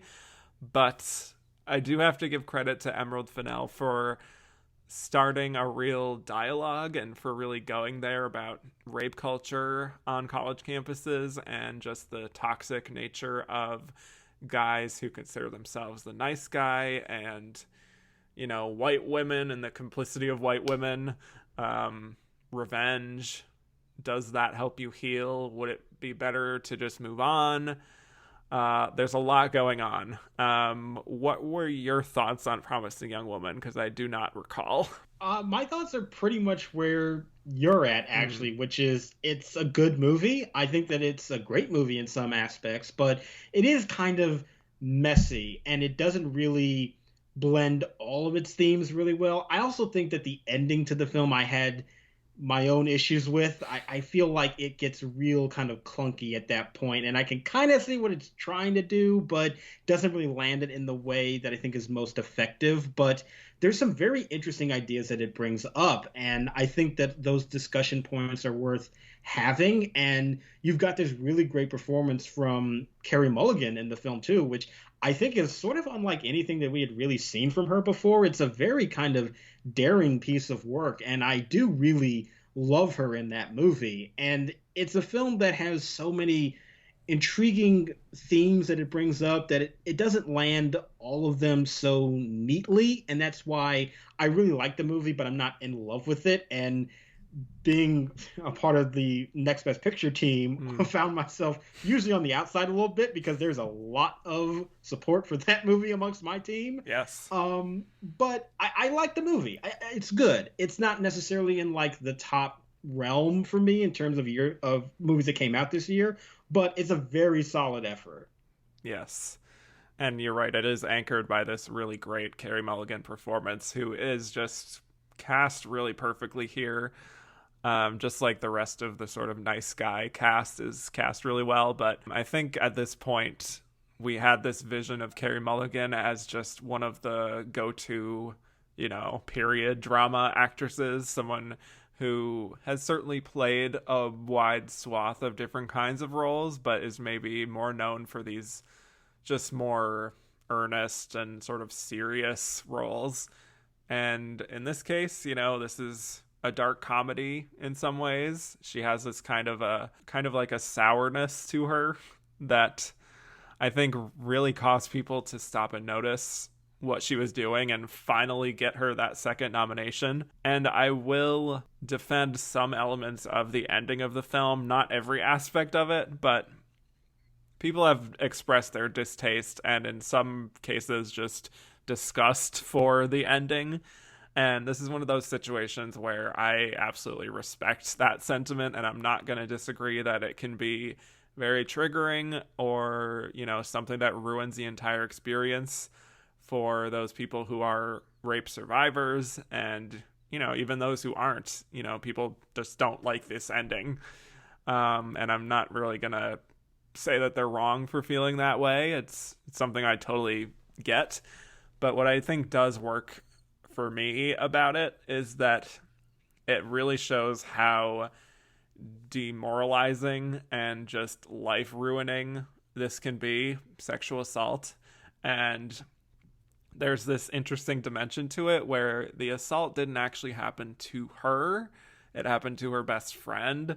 So in a way, I think that makes it a little more believable that she would be doing these kinds of experiments where she acts drunk and men bring her home and she sort of turns the tables on them. I don't know if she would be doing that if she was the one who was assaulted. And then even with the extremes that she would go to later on, I don't know if she would do that unless she sort of felt it was her mission to just avenge her friend. Like, I don't know if she would do that if it was her that she was herself that she was avenging, in a sense. So I found that to be an interesting dynamic, and it's part of why even, like, when her best friend's mother tells her to move on, Molly Shannon, she doesn't necessarily move on. And part of that, I think, is finding out about her boyfriend and how he was at the party and he let it happen. So she's in this kind of darker headspace that really leads her down this path that we see at the end of the film. But I also do think that we aren't necessarily supposed to endorse what she's doing at the end. I mean, by the end, I do have a little bit of a problem with the fact that she's sort of relying on a very patriarchal, very white male oriented system of the police to take down a white man. It does seem a bit at odds with the rest of the film. And it actually makes a lot of sense to me that her original ending was to have her just buried and that was it. But I think the ending does show just how life ruining this thing can be, like not only for people who have been through it, but people who are closest to you. And I think the film sort of fools you into thinking it's going to be about this like rape revenge fantasy thing with this like candy coated colors, and the soundtrack is very poppy. The sort of style leads you to believe this is going to end a certain way, and then it just hits you with this reality. I can see where people would be feeling betrayed by that, but in a way I sort of understand the path that she's going down. It's very tricky. Yeah, I find that it's a movie that is still so fascinating to watch, but the thing that I kind of get hung up on is just that it is kind of messy in its storytelling, that it introduces notions that don't really have like that much great follow through and don't really make that much sense narratively and construction wise. And I find that it's a movie that still I respect a lot, and there's a lot of like really good ideas in it, but I don't find that the whole is necessarily as strong as it could be. Yeah. But I can certainly see why people just really attached to it, because it does have these really striking stylistic elements. She's really coming out of the gate. Again, this being her debut film. We have another debut filmmaker in the race here, just really with a very specific vision. And it's kind of a heightened world and that's why the ending can feel so disorienting, because that is not necessarily the case.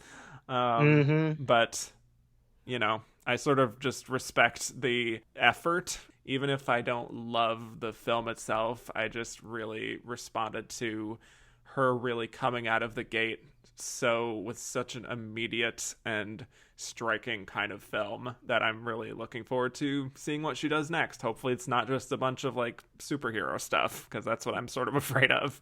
Yeah, I mean, to see this movie, she definitely kind of comes out the gate with a very bold and unique vision, and that's always exciting. Like, no matter your opinion about the movie, the style of it is very particular, and that's always exciting to see. And I think that she, as a storyteller, is bringing up a lot of interesting ideas and encasing it in this very unique style. And no matter your feelings about the execution of it at the end of the day, I still find it to be so fascinating to watch. And I'm not like completely in the tank for it like a lot of other people are, but it has enough elements in there that I'm intrigued by what it's bringing up. I think there are some actually like brilliant scenes in it, even if they're a little bit inconsistent. So I still really appreciate so much of what that movie is kind of going for, even if it doesn't really land it all that well consistently throughout the film.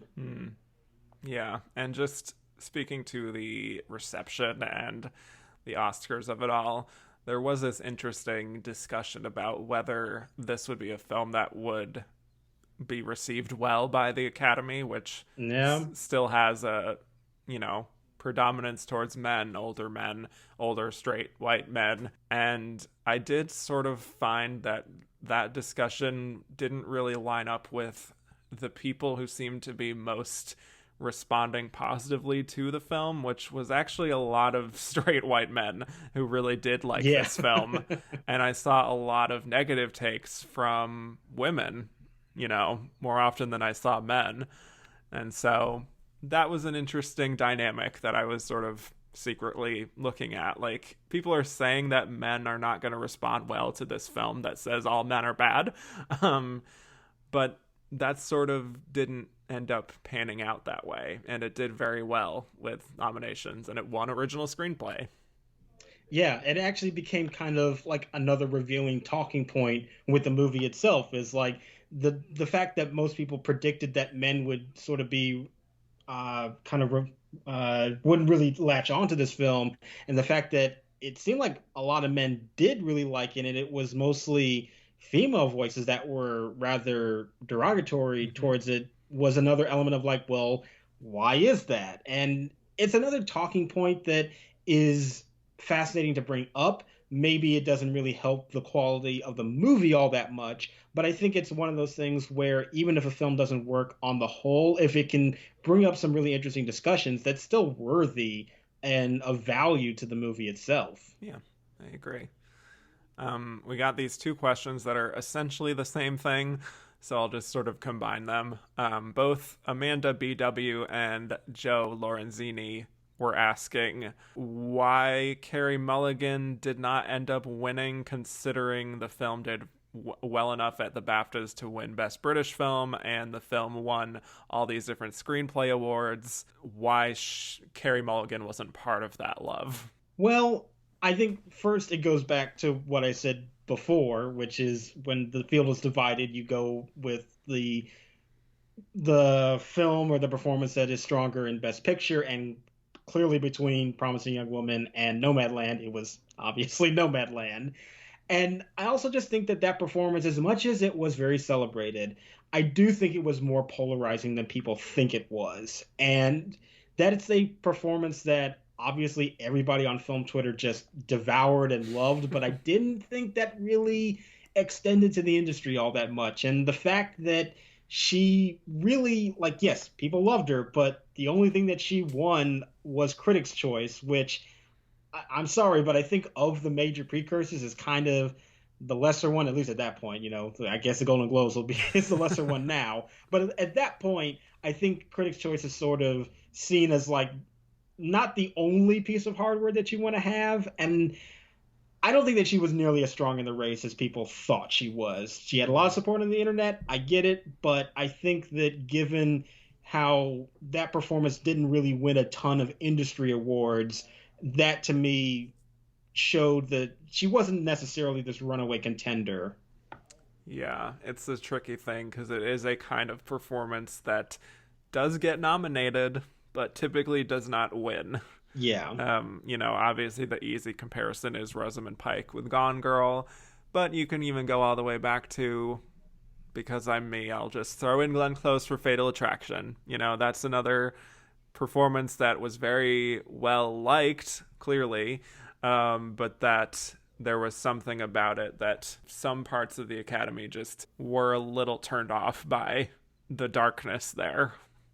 Yeah, and I think they could appreciate that on like a screenplay level. They appreciate the concept and the sort of world and the characters, but I think when it comes to performance wise, it's sort of a different conversation that Oscar voters have with themselves. And they can go along with it with awarding the movie the screenplay Oscar, but when it comes to giving an actual performance that award, I think that there's a different dynamic. And I really do think that performance was way more polarizing than people think it was. Yeah.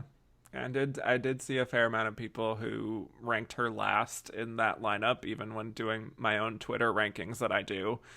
Some of them giving reasons, being just like some of her line deliveries felt flat. And, just I think some of the film itself sort of, people who didn't care for the film sort of naturally didn't want to reward her. So.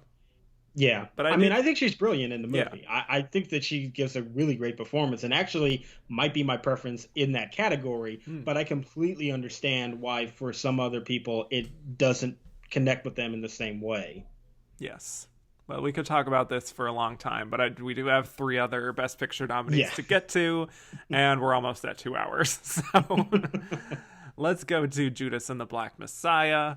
So, this one was a long time coming, where we thought it was going to come out in August, but the pandemic forced them to move it, and it was postponed all the way to February of 2021, which I remember some people wondering if that was too late to really make a dent in the Oscar season, but it did, and I think it ended up being really perfectly timed, just like The Father, as this late breaker film, and a film with a message, a film that really had a point of view and a relevance after what we went through in 2020 with the whole reckoning of Black Lives Matter.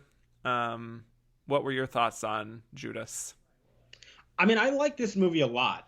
It's another one to me that is very well like directed and acted, and I have issues with kind of the structure of the screenplay. I feel like its writing is kind of messy for me, and I feel like that the narrative structure doesn't always hold together in the best light. But as I'm watching it, I'm totally enthralled. And I think a lot of that has to do with the performances at the center of this. I think both Daniel Kaluuya and Lakeith Stanfield are giving absolutely fantastic performances. I love both of them in this film, and their narratives is what really drives my kind of connection to the story overall. And it's not a perfect film. It is, as I said, kind of messy, but I do think it's very enthralling while you're watching it in the moment. Yeah, there's just this really interesting tension in the film that I love that really evokes a little bit of the 70s unnerving tension films like the Alan J. Pakula and the Sidney Lumet, those kinds of films for me. Yeah. That I just really can't get enough of. But it does end up taking its time more than those films. But there is just kind of a kinetic energy to it that I really responded to. And yeah, when you have this performance from Daniel Kaluuya, like I was looking back on my review of the film and I mentioned how this kind of a, charismatic leader performance, you might know what to expect with that, but there's something really unique about him, even to what he brings to that aspect of it. There's just something in his eyes and the way that he carries himself that is youthful, but also has that kind of an old soul feeling to it and like wise beyond his years, which I think is just perfect for this part of Fred Hampton, who was so gifted and so young when he died. And I also found this to be probably Lakeith Stanfield's best performance as an actor.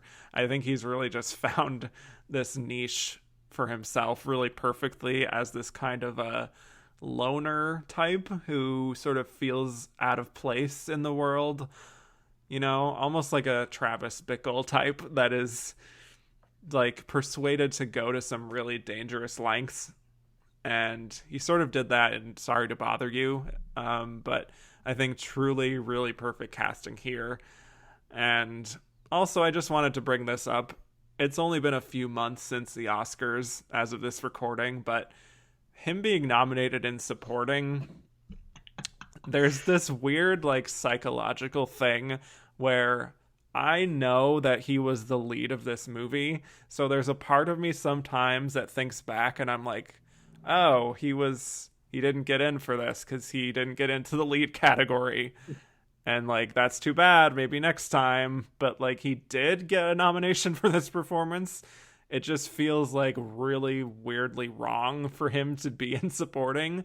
That, like, it strangely feels like less of an achievement. It's hard to explain. Well, especially because Daniel Kaluuya is also nominated in supporting. So It's like, does this movie not have a lead? It's not an ensemble film in the traditional sense. So it's really one of the most baffling nominations that I've ever witnessed, because it's not like he was campaigned as lead too. Yeah, it's was not fraud that they were trying to push.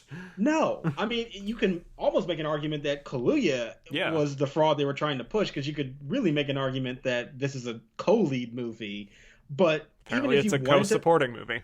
Yeah, like it's so bizarre to me, but at the same time, I'm so happy that Lakeith Stanfield got nominated, because I actually do slightly prefer his performance to Kaluuya, just because I think that character is much more difficult to play, and I'm really a fan of what Stanfield does in the movie. But you're right, it was just so out of nowhere. There was no way to prepare for a supporting actor nomination for Lakeith Stanfield in this movie, but you know what? I guess I'll take it. Yeah, now he is Academy Award nominee Lakeith Stanfield. Yes, even though he does not care about that in the slightest. But it'll help with future roles, perhaps. Yeah. These are a few questions. This is from the Oscar Juggernaut. I could understand Golden Globes, but why would the Critics' Choice snub Judas and the Black Messiah for Best Picture if they are trying so hard to predict what the Academy would nominate? Well, I think at that point it was sort of touch and go as to whether or not it would really be getting nominated, because it did come out so late. And yeah, I remember there were conversations about whether or not it was going to make the cut. Yeah. I mean, Daniel Kaluuya was nominated and he won supporting actor, so it was not a case of like they weren't able to see it on time. Not that yeah, but we knew that from the trailer. Yeah, no, that's true. That's true. Yeah, well, you know what? They thought that News of the World was going to be a Best Picture nominee, apparently. Yeah. I mean, well, you know what? At that time, it was in the conversation. And as we know with the Critics' Choice, a lot of times their decisions are not really motivated by what is really the best of the year, but maybe what they can predict will be nominated in the Oscar field. Yeah, that's true. I don't know. Maybe it's just a lot of them hadn't seen it on time beyond just nominating Daniel Kaluuya. Hard to say.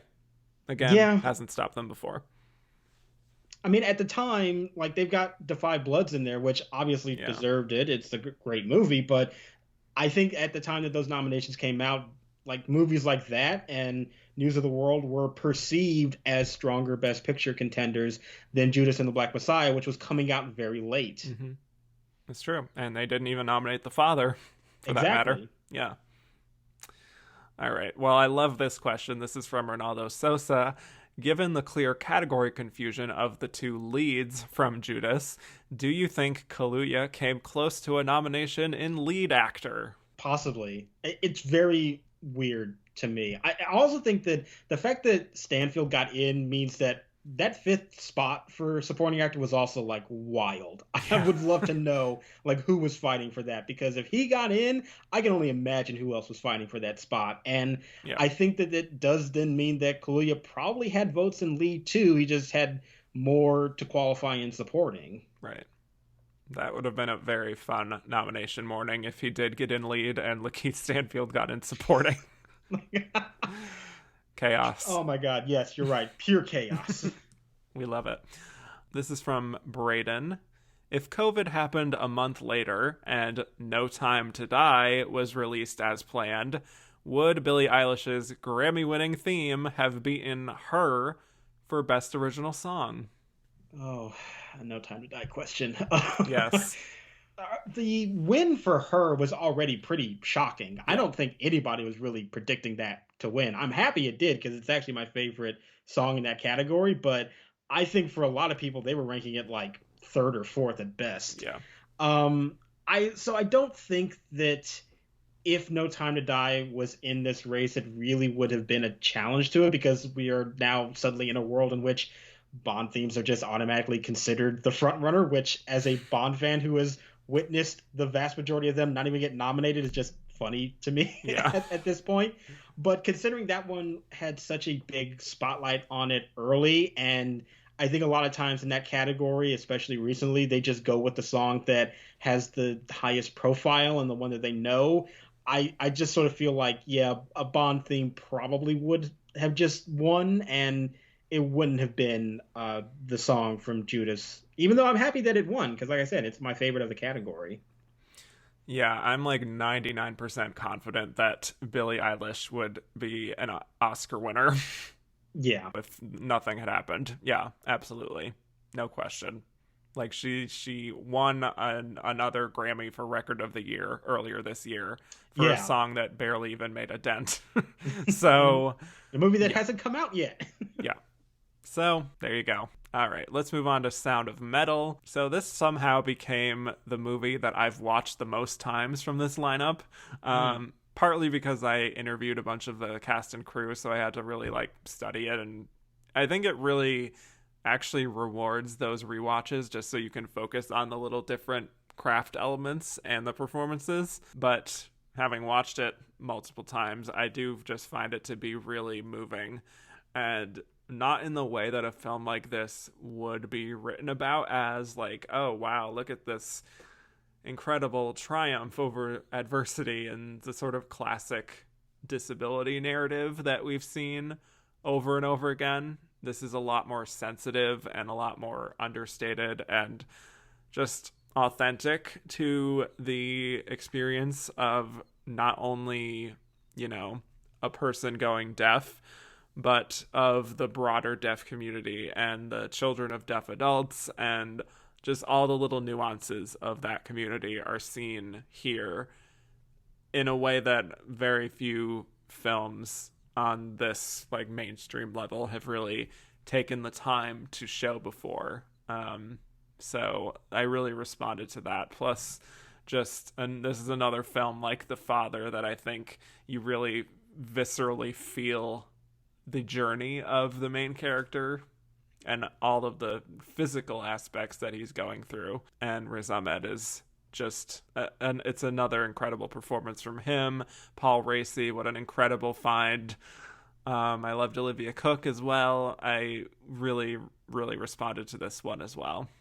Yeah, co-sign on all of that. I love this movie too. And you can really imagine the quote-unquote Hollywood version of this movie and how this film really avoids most of those pitfalls, that it really is about this character he is being confronted with his disability, and I think it tackles that on in such a humane and realistic way that never really lets him off the hook for some of the decisions that he makes, but it feels like such a full portrait of what he would have to live through, and it feels very authentic in that regard. It really does feel like a movie that is taking the time to understand these perspectives and these ideas, and isn't just like kind of swooping in and having like a big A-lister just show up for a little bit and then leave and then never really talk about it again. It really feels like there's attention to the detail and understanding this community, and you really get that through the filmmaking. I think Darius Marder is also somebody who probably was very close to a director nomination himself. I think it is a very well-directed movie, and Yeah, Riz Ahmed's performance, it's very, very close in terms of my preference between him and Anthony Hopkins for Best Actor. I think that this is just such an incredible performance from him. I think that he just really showcases so much depth and really like layers to this character that I don't think you would really expect to see. And it feels like such a full performance that he's so good in. And yes, he is also extremely hot, but he's also giving a good performance too. I love that look on him. Just saying. Oh, it's geez. perfect. Yeah, so, but also it's an incredible performance, and he is so understated in all the right places, but then also is very explosive at other points, and just all the beautiful close-ups on his face as he's really just processing, what he's going through, what he's going to have to go through at all these different points in the film. They just tell you that what he's going through, without him even having to really say it. And same goes for Paul Raci, who, you can see the full journey of a man there and the life he's lived just from looking at his face, the lines on his face. And, as a child of deaf parents himself, you definitely see his experience being really channeled really beautifully here, especially in that final scene he has, where he's just, expressing this real disappointment in Ruben, and he doesn't overplay it, but he just totally breaks your heart. And I was so pleased that the Oscars nominated him, because that is a very subtle performance, but I think the critics really helped to prop him up towards the top of people's radars. And I love those little, whenever there's an actor that people didn't even know a year ago who managed to just pop up and give this incredible performance, and maybe they'll never be nominated again, but the fact that they delivered this one performance, that is one of the things that I love when that happens as an Oscar person. Yeah, there's such a authenticity to his performance, which makes sense because it feels like he has sort of lived in this role for many, many decades. And that final scene between him and Riz Ahmed too, it's like it feels so poignant and real. And yeah, there's such heightened emotions, but they're not playing into that in necessarily like going really big either, which makes it all the more effective, that it feels like this is a real conversation these two people would be having in this moment, and their emotions are very real and raw, but it's not an explosion, and it's very quiet and understated. But that's the power of, I think, this movie, that it is sort of underplaying a lot of its emotions, but it's not dampening them at all. You still feel it very viscerally, and you get that through the subtle filmmaking and performances. And yeah, I think that this is another one that is one of the best movies of this particular year. It totally deserves to be in this lineup. It's absolutely great. Yeah, well, the final shot of the film, I think it's probably my favorite final scene, or at least most memorable to me of any film I saw last year. That inner peace that he's reflecting in that long take, the expression on his face is perfection. And I think that is absolutely what helped clinch his nomination and the film as like something that people will really take note of. And they did. Yeah. This is from Ben Miller. This is an interesting question. Why do you think Amazon sidesteps all the negative streaming criticism that Netflix gets? Would Sound of Metal have been as big of an Oscar success if it was on Netflix? Well, first of all, Netflix, especially this year, I feel like was just throwing everything they could at the wall and seeing what stuck. And yeah. I worry that Sound of Metal would not have been one of those that stuck to the wall if they had that mentality. And I think that Amazon also has a lot of stuff that doesn't get into the awards section as successfully either. But I feel like there is something with them where, first of all, from the very beginning, it kind of felt like there was more of an emphasis to get their movies in theaters. And I think that immediately separated them from Netflix in that regard. And I think that their distribution model, yes, as a company, there's other issues with them, but at least from the film perspective, it kind of felt like there was a real emphasis on caring and nurturing these movies to find a theatrical audience and build it out from there. And even though 2020 was a year where there were no theatrical audiences, it still kind of felt like the movies from them kind of had that same prestige to them, the kind of mentality that they would be really nurtured in theaters. Whereas Netflix, they do the 1 week because they have to qualify for Oscars, but then really want you to see it on their platform. And it doesn't seem like Amazon, at least from the surface, doesn't have that same mentality with their movies. Yeah, I think that's exactly right. That feeling of there is just that negative feeling towards Netflix's attitude about theaters and just sort of what it means for the future of film. You know, Netflix is just a more popular service. It's the most popular streaming service in the world. And so naturally it's going to have that feelings one way or the other towards it that Amazon just isn't quite there, even though it's right up there. You know, there's something about it that Netflix feels a little more stigmatized at this point, despite what's happened with Jeffrey Bezos, as Bo Burnham would sing about. Yes. But it seems a little bit separated, at least from the movies right now. Exactly. I'm sure that line will get more blurry as we go on, especially with like some higher profile acquisitions that they have been making. But I think for this moment, there does seem to be an appreciation for how they handle the distribution of their movies. And I think that's what endears people a little bit more to them as a streaming service as opposed to Netflix. Yeah. And I just think they take care of their their top ponies that they want to put into the awards discussion. They take care of them more because there's just less of them. So there's more attention that's able to be given, which is why I don't think it would have been as much of a award success if it was on Netflix, because it's so small. Yeah. But I don't know. Hard to say. Let's get to our final film, The Trial of the Chicago 7. Whew. Okay. So before I get into it, I will just preface my thoughts by saying I don't think The Trial of Chicago 7 is an awful film. It's the kind of film that has enough elements going for it, like the cast and the editing, the pacing, the interesting subject matter that does give it a little bit of a boost. But I also do think that this is the clear weak link of this lineup.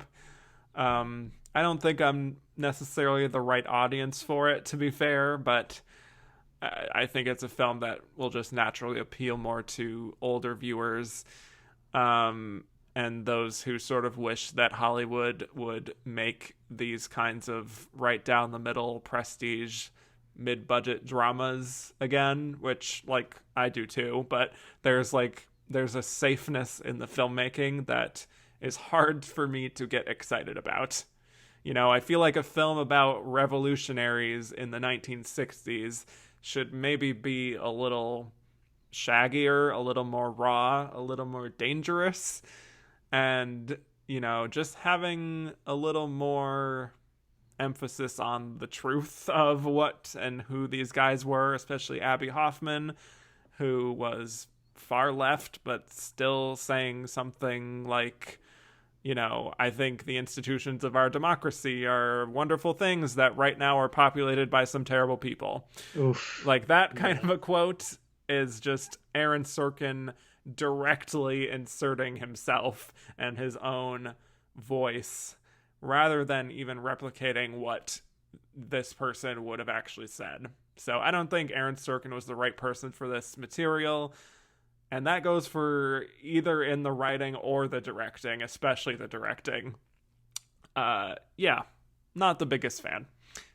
No, it's fine. I don't hate the movie, but there is definitely a glossiness to it that it's hard to overcome. And Yeah, the Sorkin mentality just gets very grating after a while. I do admit that. Yeah. It just leaves a lot to be desired, I think, because even from the trailer, I was sort of like, this could be really interesting. This could be Aaron Sorkin going to some new levels. But then what we end up getting is more of the same. You know, as someone for myself that I watched all 7 seasons of The West Wing, I watched parts of The Newsroom, I even watched a little bit of Studio 60 on the Sunset Strip. I've watched most of his films. I got exactly what I sort of always get from him in this case. And the ending is Oof. fully horrible. Just fully cringeworthy. And again, something that never happened. And when I was reading about what actually happened, you know, where the defendants actually like made statements about racism within the justice system, I'm like, you know, wouldn't that make more sense, especially in the context of this film where Yahya Abdul-Mateen is being treated poorly? Like, obviously the Vietnam War was the focus of the protests, so I get it from that angle, but it's, you know, ending it on this list of names and having the rousing score and all of that makes it feel so Hollywoodized to the point that it doesn't become effective anymore, when I think it could have been about something really systemic going on in our society and really reflecting a lot of the discussions that we were having last year in particular, still having that sort of grandstanding element, but trying to reflect reality. I was just very frustrated with this film, and it just sticks out like a sore thumb in this lineup. Yeah, I don't know if I hate it quite as much as you you do. I don't hate it. I said that up front. I just have a lot of frustration overall. Yeah. I think that it is definitely a movie that has good elements in it.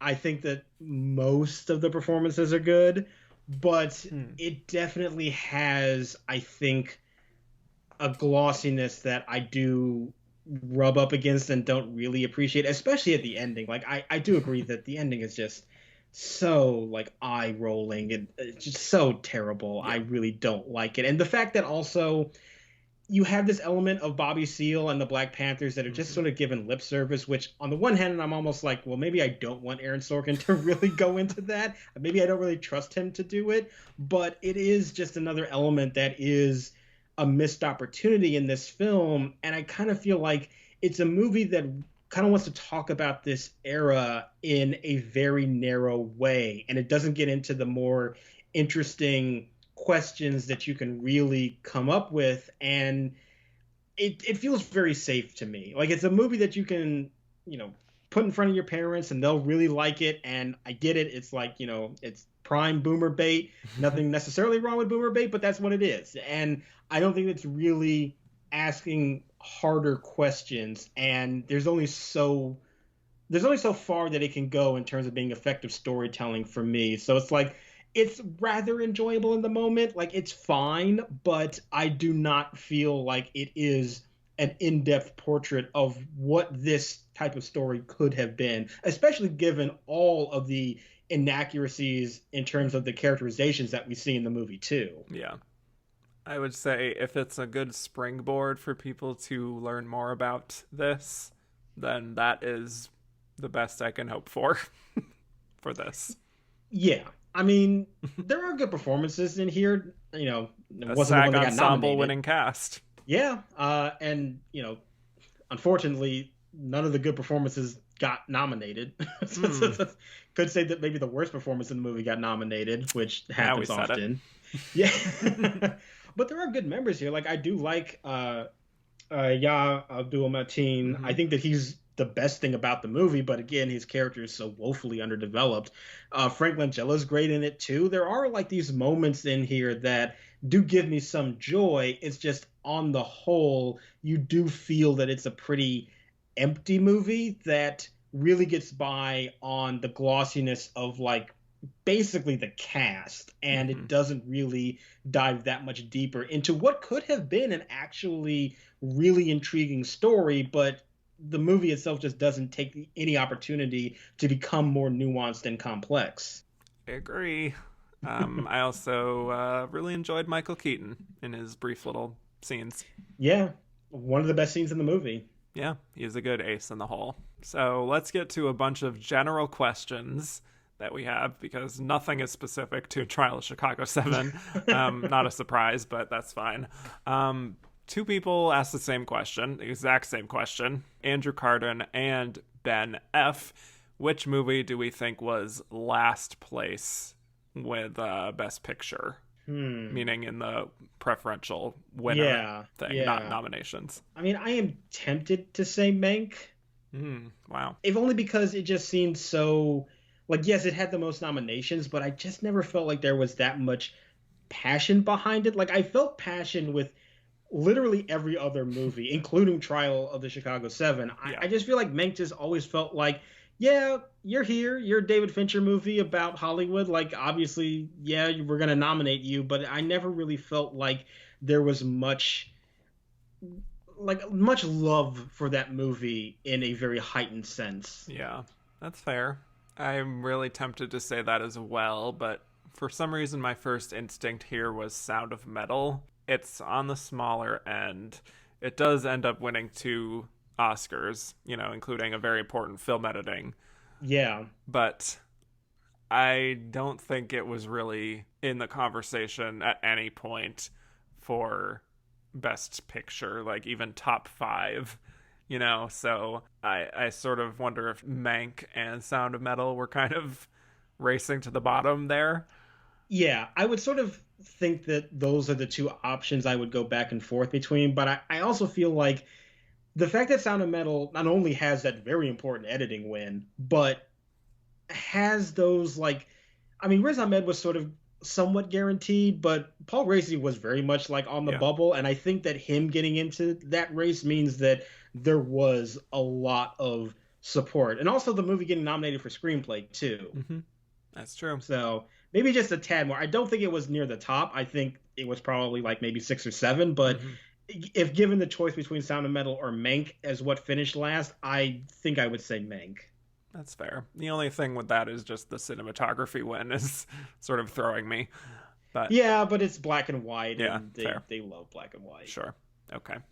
Well, moving on to Alex at AMG Review. Had the Oscars taken place on their original date, would we have had a different Best Picture and acting winners? So if it was in February instead of April. Yeah, I don't really know, because to be honest with you, I feel like these are probably the nominations we most likely would have gotten with this slate of films, because, you're also saying that most of the movies that we were expecting to also be in this race have already moved too, that they weren't going to be a part of it. And like everything that came out in January and February, I always believed they were ready to come out at like the end of December. Like, to me, like Judas and the Black Messiah, that is a movie that releases in limited theaters on Christmas and then goes wide on Martin Luther King weekend. Like it's the classic movie that would do that. So I feel like most of this slate, if the movies were all the same, would have been the same as well. And yeah, like even with Best Actor, like, yes, I know that we all were with kind of Chadwick Boseman at the beginning, but if the Oscars were on the original date, I think that whatever release date the father would have had would have still been timed to peak at that moment regardless. I agree completely. I would say that if we're saying the Oscars are stuck in February, I think all of the precursors and all of the film releases are also moving up 2 months, and that there's not really going to be a difference. Yeah. It's just a difference of voting in 2 months earlier as opposed to, in April. So I think it would have been the same.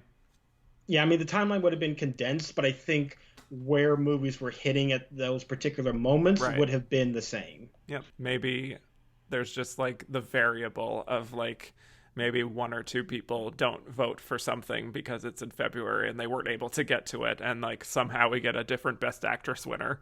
But otherwise, no, I think it's pretty consistent. This is also from Ian Blacklock. If COVID-19 never came and the Oscars were held in February instead of April, would we have the same 8 movies nominated for Best Picture? I mean, that's very hard to say because we had so many movies that exited the race completely. You know, Right. It's So no. I don't know if I can really answer that because I have to not only just imagine the slate of movies, but all the other films that did not get moved because of COVID. So I don't know. I would say this is too indie and small of a overall Best Picture lineup. There definitely would have been a few more bigger releases in the lineup. So I think this would not be the lineup if COVID never happened. Yeah, there's a lot of. I will say that I do think there's a lot of movies in here that do scream lone screenplay nomination if all things were considered, you know, in a normal year. So I can't agree with that. Right. All right. Oscar H says, what films do you think were the number 9 and number 10 for Best Picture? Well, the conventional answers have to be Ma Rainey and One Night in Miami, right? Yes, conventionally. But do you think they underperformed to the point that maybe they weren't? One of them, at least? I could see One Night in Miami maybe not being in there, which breaks my heart because I love that movie so much. But I do think that there was, at some point in the season, that movie just really wasn't hitting the way that we thought it was going to. And I could see maybe that not being in a 9 or 10 spot. I absolutely think Ma Rainey was number 9. Yeah, I really agreed. do believe that. Yep. I think Another Round is a possible number 10. Yeah. What else was there? I mean, there could even be like a lone first cow show up. I mean, maybe if there was a solid 10 for sure. Yeah. So there's a few other possibilities. Maybe even a Borat. That movie came on very, very strong. It I really actually did. do think, you know what? Yeah. I actually do kind of think that it is more likely in the Best Picture race than One Night in Miami, if I'm going to be honest. Yeah, that's what I'm feeling. Yep. Yeah, that might have been it, honestly. It might have been Borat and Ma Rainey. Yep. Wow. A lot to unpack there. Yeah. It won WGA. It really did. Over One Night in Miami, for that matter. Yeah. All right. This is from Glenda Miss Jackson, if you're nasty. Of course. Yes. Which of these movies / actors do you think would have had a much harder time getting in with the crop of films that were scheduled to come out in the fall at the beginning of the year? So you sort of mentioned a little bit of that, like what could have been like a lone screenplay nominee instead of like this big Best Picture nominee. Yeah, I mean, I think Sound of Metal is one of those cases. Honestly, I think Promising Young Woman is another one too. I think that is a movie that was greatly benefited by the field kind of narrowing as the season went on. And, you know, maybe this is also influenced by my own skepticism initially about that film, but to me, it always initially read like there was going to be a lot of passion for it, but it was really going to be sort of like a Nightcrawler situation where all that love would kind of dissipate towards bigger titles and they would reward it for the screenplay for such an inventive concept, and that would be about it. I might say that Minari would struggle a little bit. Yeah. Possibly. Maybe. Yeah. Although that has the ensemble going for it, though. That's true. Actors might have attached themselves to it. Yeah. And it has a warm, fuzzy feeling to it. Yeah. Yeah. I think there's a few here. That, but I agree. Sound of Metal and Promising Young Woman probably would have suffered the most, and especially if, you know, Promising Young Woman comes out in April, like it was originally intended to, and it has to sustain all those months of buzz. I don't know if it would have been like a Get Out, for example, which some people compared it to. Yeah, and all those months of discourse too. Yes. Jesus. Oh my God. God. John T. and Owen Daly asked a similar question, which is essentially, what do you think the lineups would look like if the 2021 movies hadn't been included? Which means, you know, Judas and the Black Messiah, United States versus Billie Holiday. I don't know if The Father really counts. Yeah, I think that did technically come out in like 1 or 2 theaters at the end of 2020, but its wide release certainly did not come until 2021. Yeah. So if those weren't there, we would have 2 open slots in supporting actor. Yeah. Don't know who wins that. Oh, man, I Sasha? don't know. Oh God. Sorry, didn't mean to. No, it probably Yeah. was because we were predicting that. At least I was predicting that for a while, Me anyways. too. I mean, this is another one that's hard to say, especially because those movies that came out in 2021, I also fully believed were ready to come out at the end of 2020 anyway, like I said. Right. So, like, if they weren't here, my initial gut answer is, well, they would have just been out in December. Yeah. So, and nothing would have changed fundamentally. That's the thing. I mean, just to imagine what some of these races would have been like would have been interesting, but I think that it would have been filled with maybe some more under the radar contenders, which would have been very exciting, but I don't know if the race would have necessarily changed all that much. Would have changed supporting actor, like I said, but yeah, actress, if we don't have Andrew Day, we could slot in a Sophia Loren, perhaps. But I think kind of what we were saying with the other films that were in contention probably would have just moved up to that echelon of the Ma Rainey's and the One Night in Miami and the Borat. Yeah, exactly. Those sort of outside contenders that we always knew were circling there, they would have just moved right in. Yeah. This is Sophia Simonello. If the Academy decided to postpone last year's Oscars and combine them with the full year of 2021 releases, how many of these Best Picture nominees and which ones do you think would have made it into the lineup of 10? Wow. Yeah. Interesting thought exercise. Which, first of all, let's be so grateful that they didn't do that. Agreed. Oh my God. I know that there was some discussion about that, and it was a terrible idea. Yeah. I'm glad that didn't happen. Because my fear would be that almost none of these movies would be nominated. Literally all I can say for certain is that Nomadland would be there. Yeah, and even then, even that one, maybe just barely. Yeah.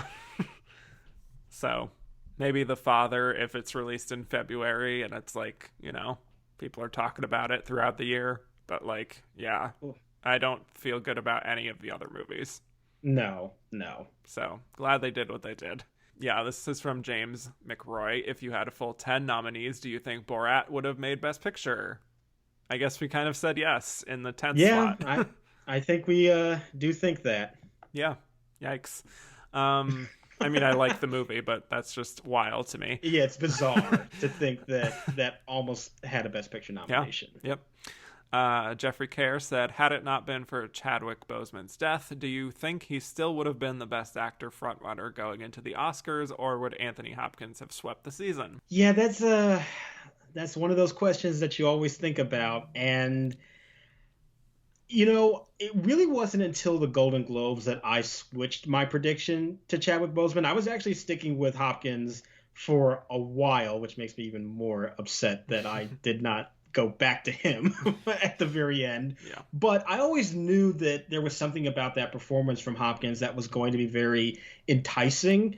And I do feel like, yeah, if there wasn't that outside influence of people kind of thinking about Chadwick's death, which whether you think is justified or not, it's impossible to not think about that in these things. You can't completely ignore it.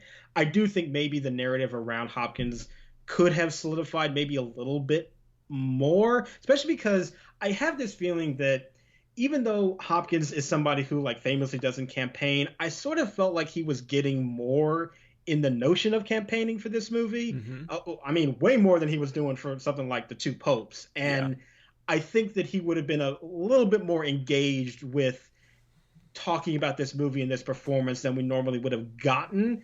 And that might have endeared people more to give him this award as well and make him a solid front runner from the very beginning. Right. I mean, he didn't show up for anything for The Two Popes, but with this, it was, yeah, I mean, he did a reunion thing with Jodie Foster. He was decently in the discussion of talking to people and everything, but yeah, I think the Chadwick Boseman death did create an urgency around awarding him. And I think that is a great performance, but it probably wouldn't have made him a front runner necessarily so much as a co-front runner with Hopkins. Yeah. It would be a race. So I still can't get over what happened on the ceremony, but oh my God. It's just when they presented Best Picture before the lead acting categories, my mind would just totally broke. Yes. And then after that, I was hoping, like, please let Best Actor be next. Do not end on Best Actor, please. And no, Yep. Oh God. They bet on a big moment and they failed. What a disaster. Well done, Steven Soderbergh. Yes. Okay, well, we've talked quite a bit about this lineup, so we'll just briefly go to our should have been a contender segment because this is going very long as I expected, but still long. Josh, I'll just ask if you had others in your top 10 of films that you wanted to talk about that didn't make it. Yes, very briefly, I'll just run down these. Yeah. Some of my favorites of the year that did not make it into the Best Picture lineup.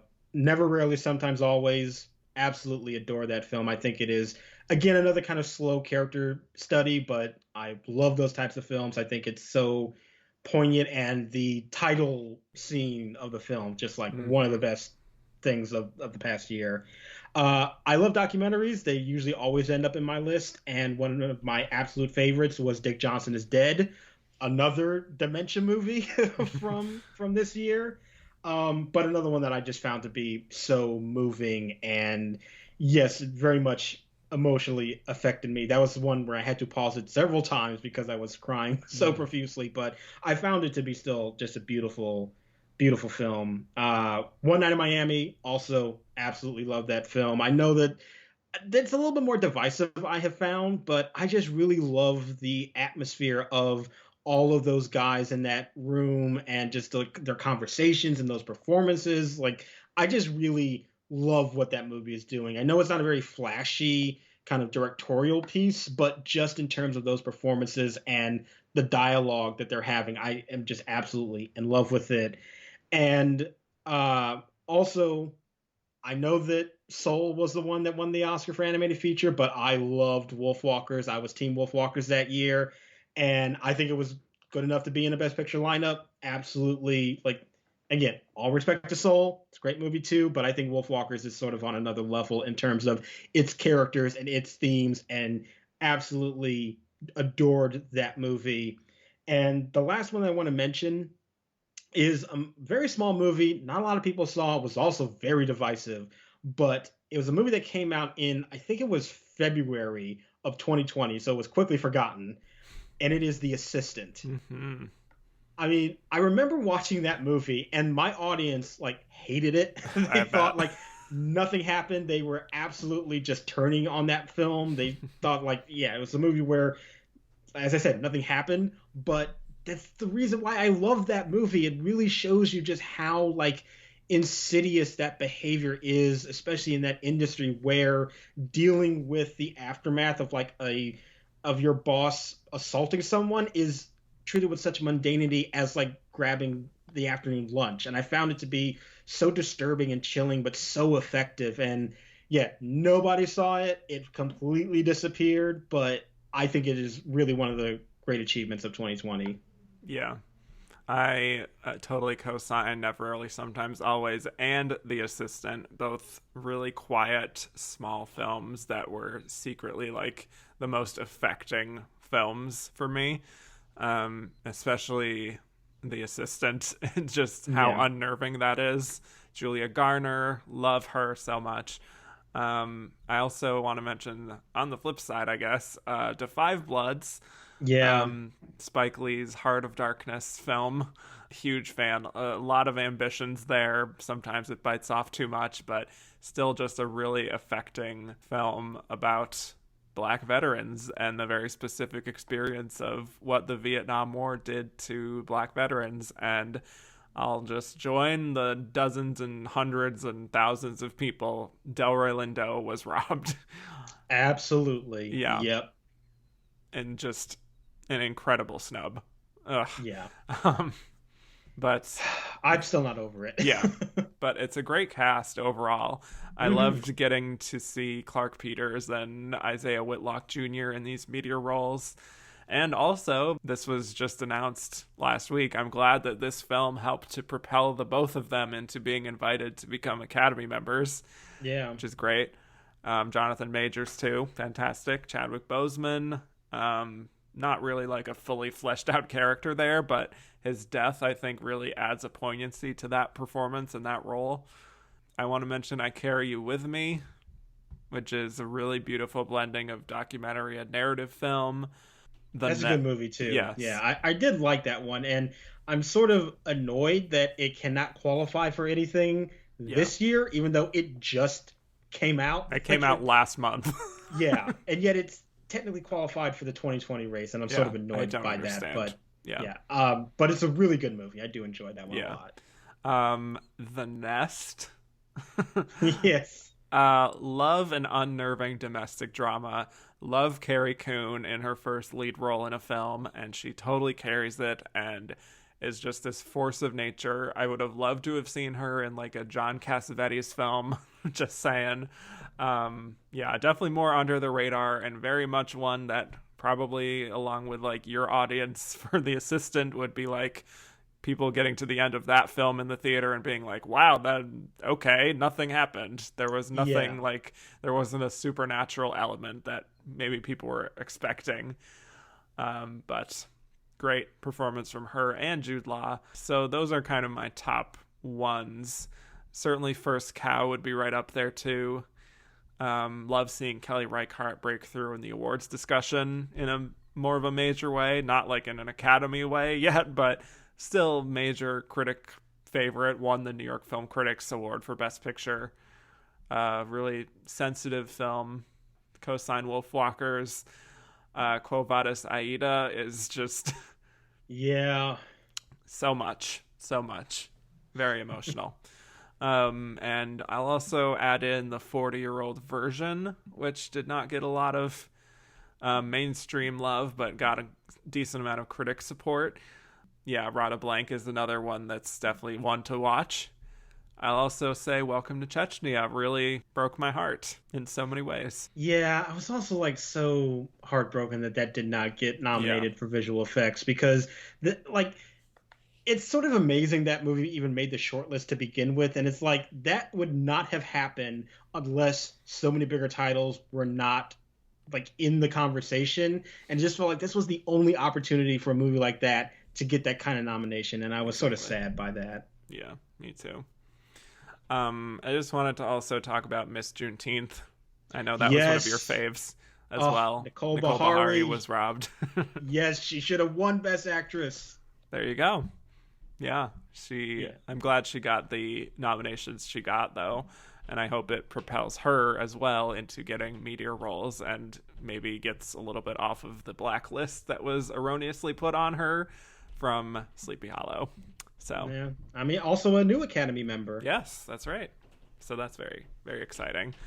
We got a few questions as we wrap up here, much more general, but Owen Daly said, who from this year's acting nominees do you think will be back in contention first? Frances McDormand? Yeah, I'm tempted to just say Frances McDormand. Yeah. Or The Tragedy of Macbeth. Yeah, I would probably say that. Yeah, agreed. And then, will any of the winners win again? The Frances McDormand? Yes. Yeah. I think Daniel Kaluuya could win again. Yeah. But I definitely do think that McDormand is going to win another one. Agreed. Maybe later in life, like Katharine Hepburn. Maybe. I don't know.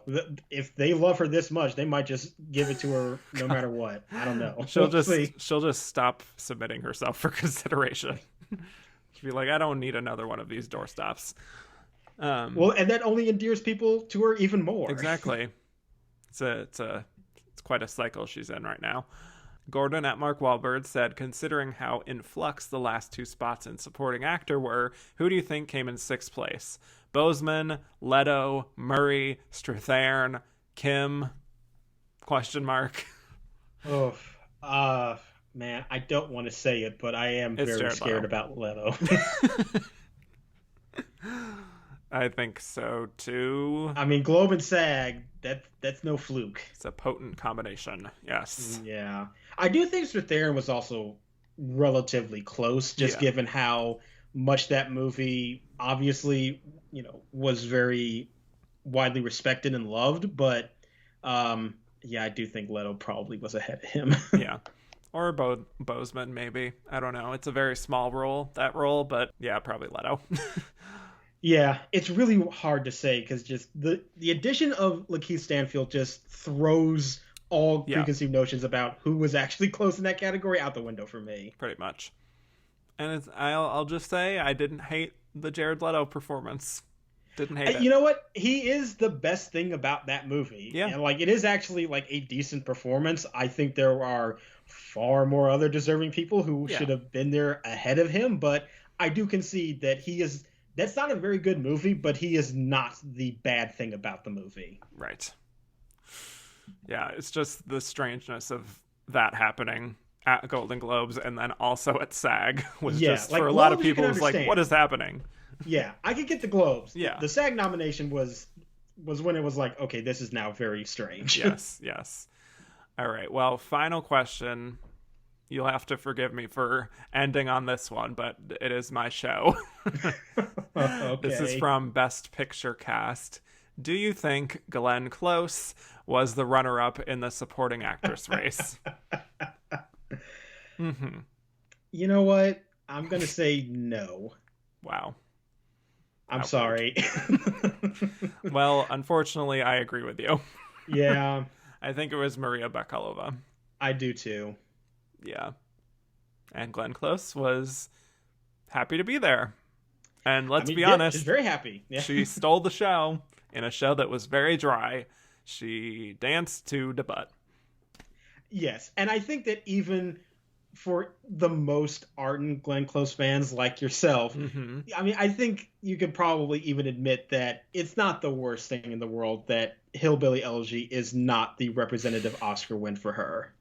Yes, I feel like I've been pretty upfront about that throughout the season, that I will obviously support my girl through anything, but, you know, it's for the best that it didn't happen for this one. It's fine. Yeah. It's fine. My life is fine. Her life is fine. I'm sure she's content with the fact that she didn't win for this. I'm sure she was happy to have been invited and been at the ceremony. And here's what else I'll say. I do think she is happier to lose to Yoon Jung than she would have been for one of the younger ones.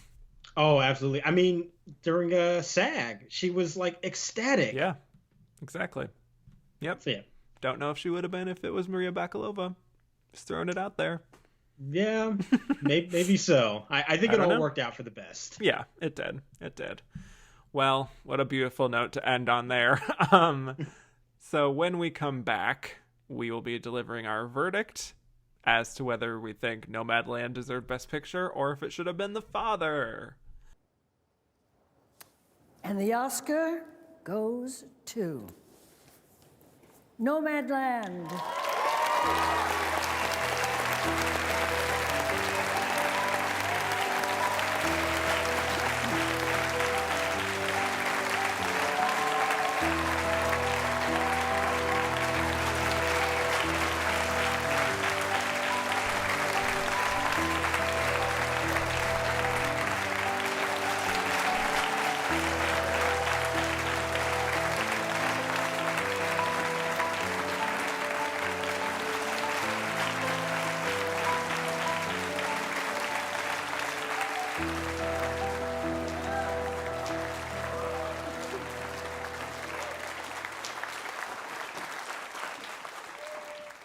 And we're back. So now we'll be delivering our verdict as to whether we think Nomadland deserved Best Picture or if it should have been The Father, Josh Parham.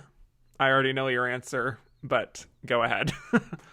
Yeah, I am still going to say that Nomadland deserved to win Best Picture. I will say, though, that The Father was my number 2 on my top 10 that year. And it's not a huge amount of distance between those two movies, I will say. I do really, really love The Father. And if it had won, I would perfectly have felt fine about that, too. But there is something very special about Nomadland as a piece of filmmaking that I do respond to so much. And even though I do love The Father immensely, I do still have my allegiance towards Nomadland. It is still my favorite movie of that year, and it is a very worthy Best Picture winner. Yes, totally co-sign that. I wouldn't say that that the father is my number 2 necessarily. I think that would probably still be Minari, but I think the father would be my solid number 3, and that's a very strong trio there.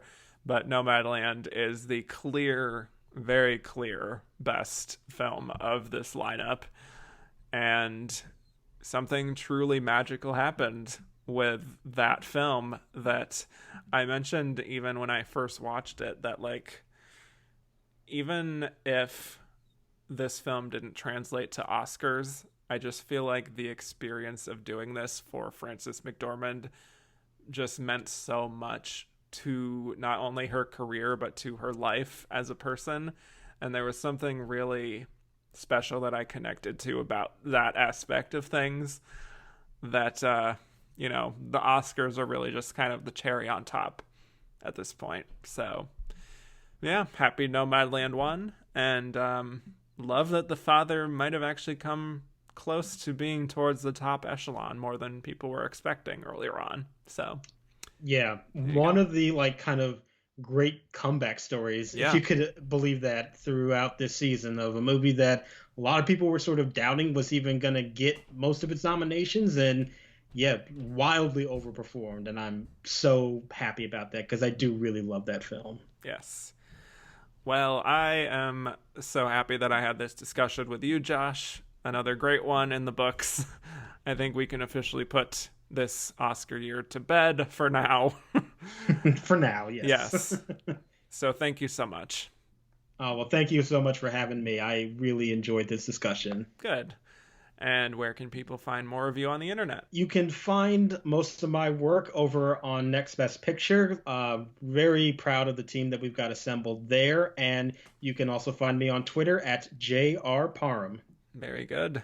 And I agree. Great team and a great follow. So you can find me on Twitter at Kevin_Jacobson. The show is at Oscar Runner Up. Rate, review, and subscribe if you haven't already.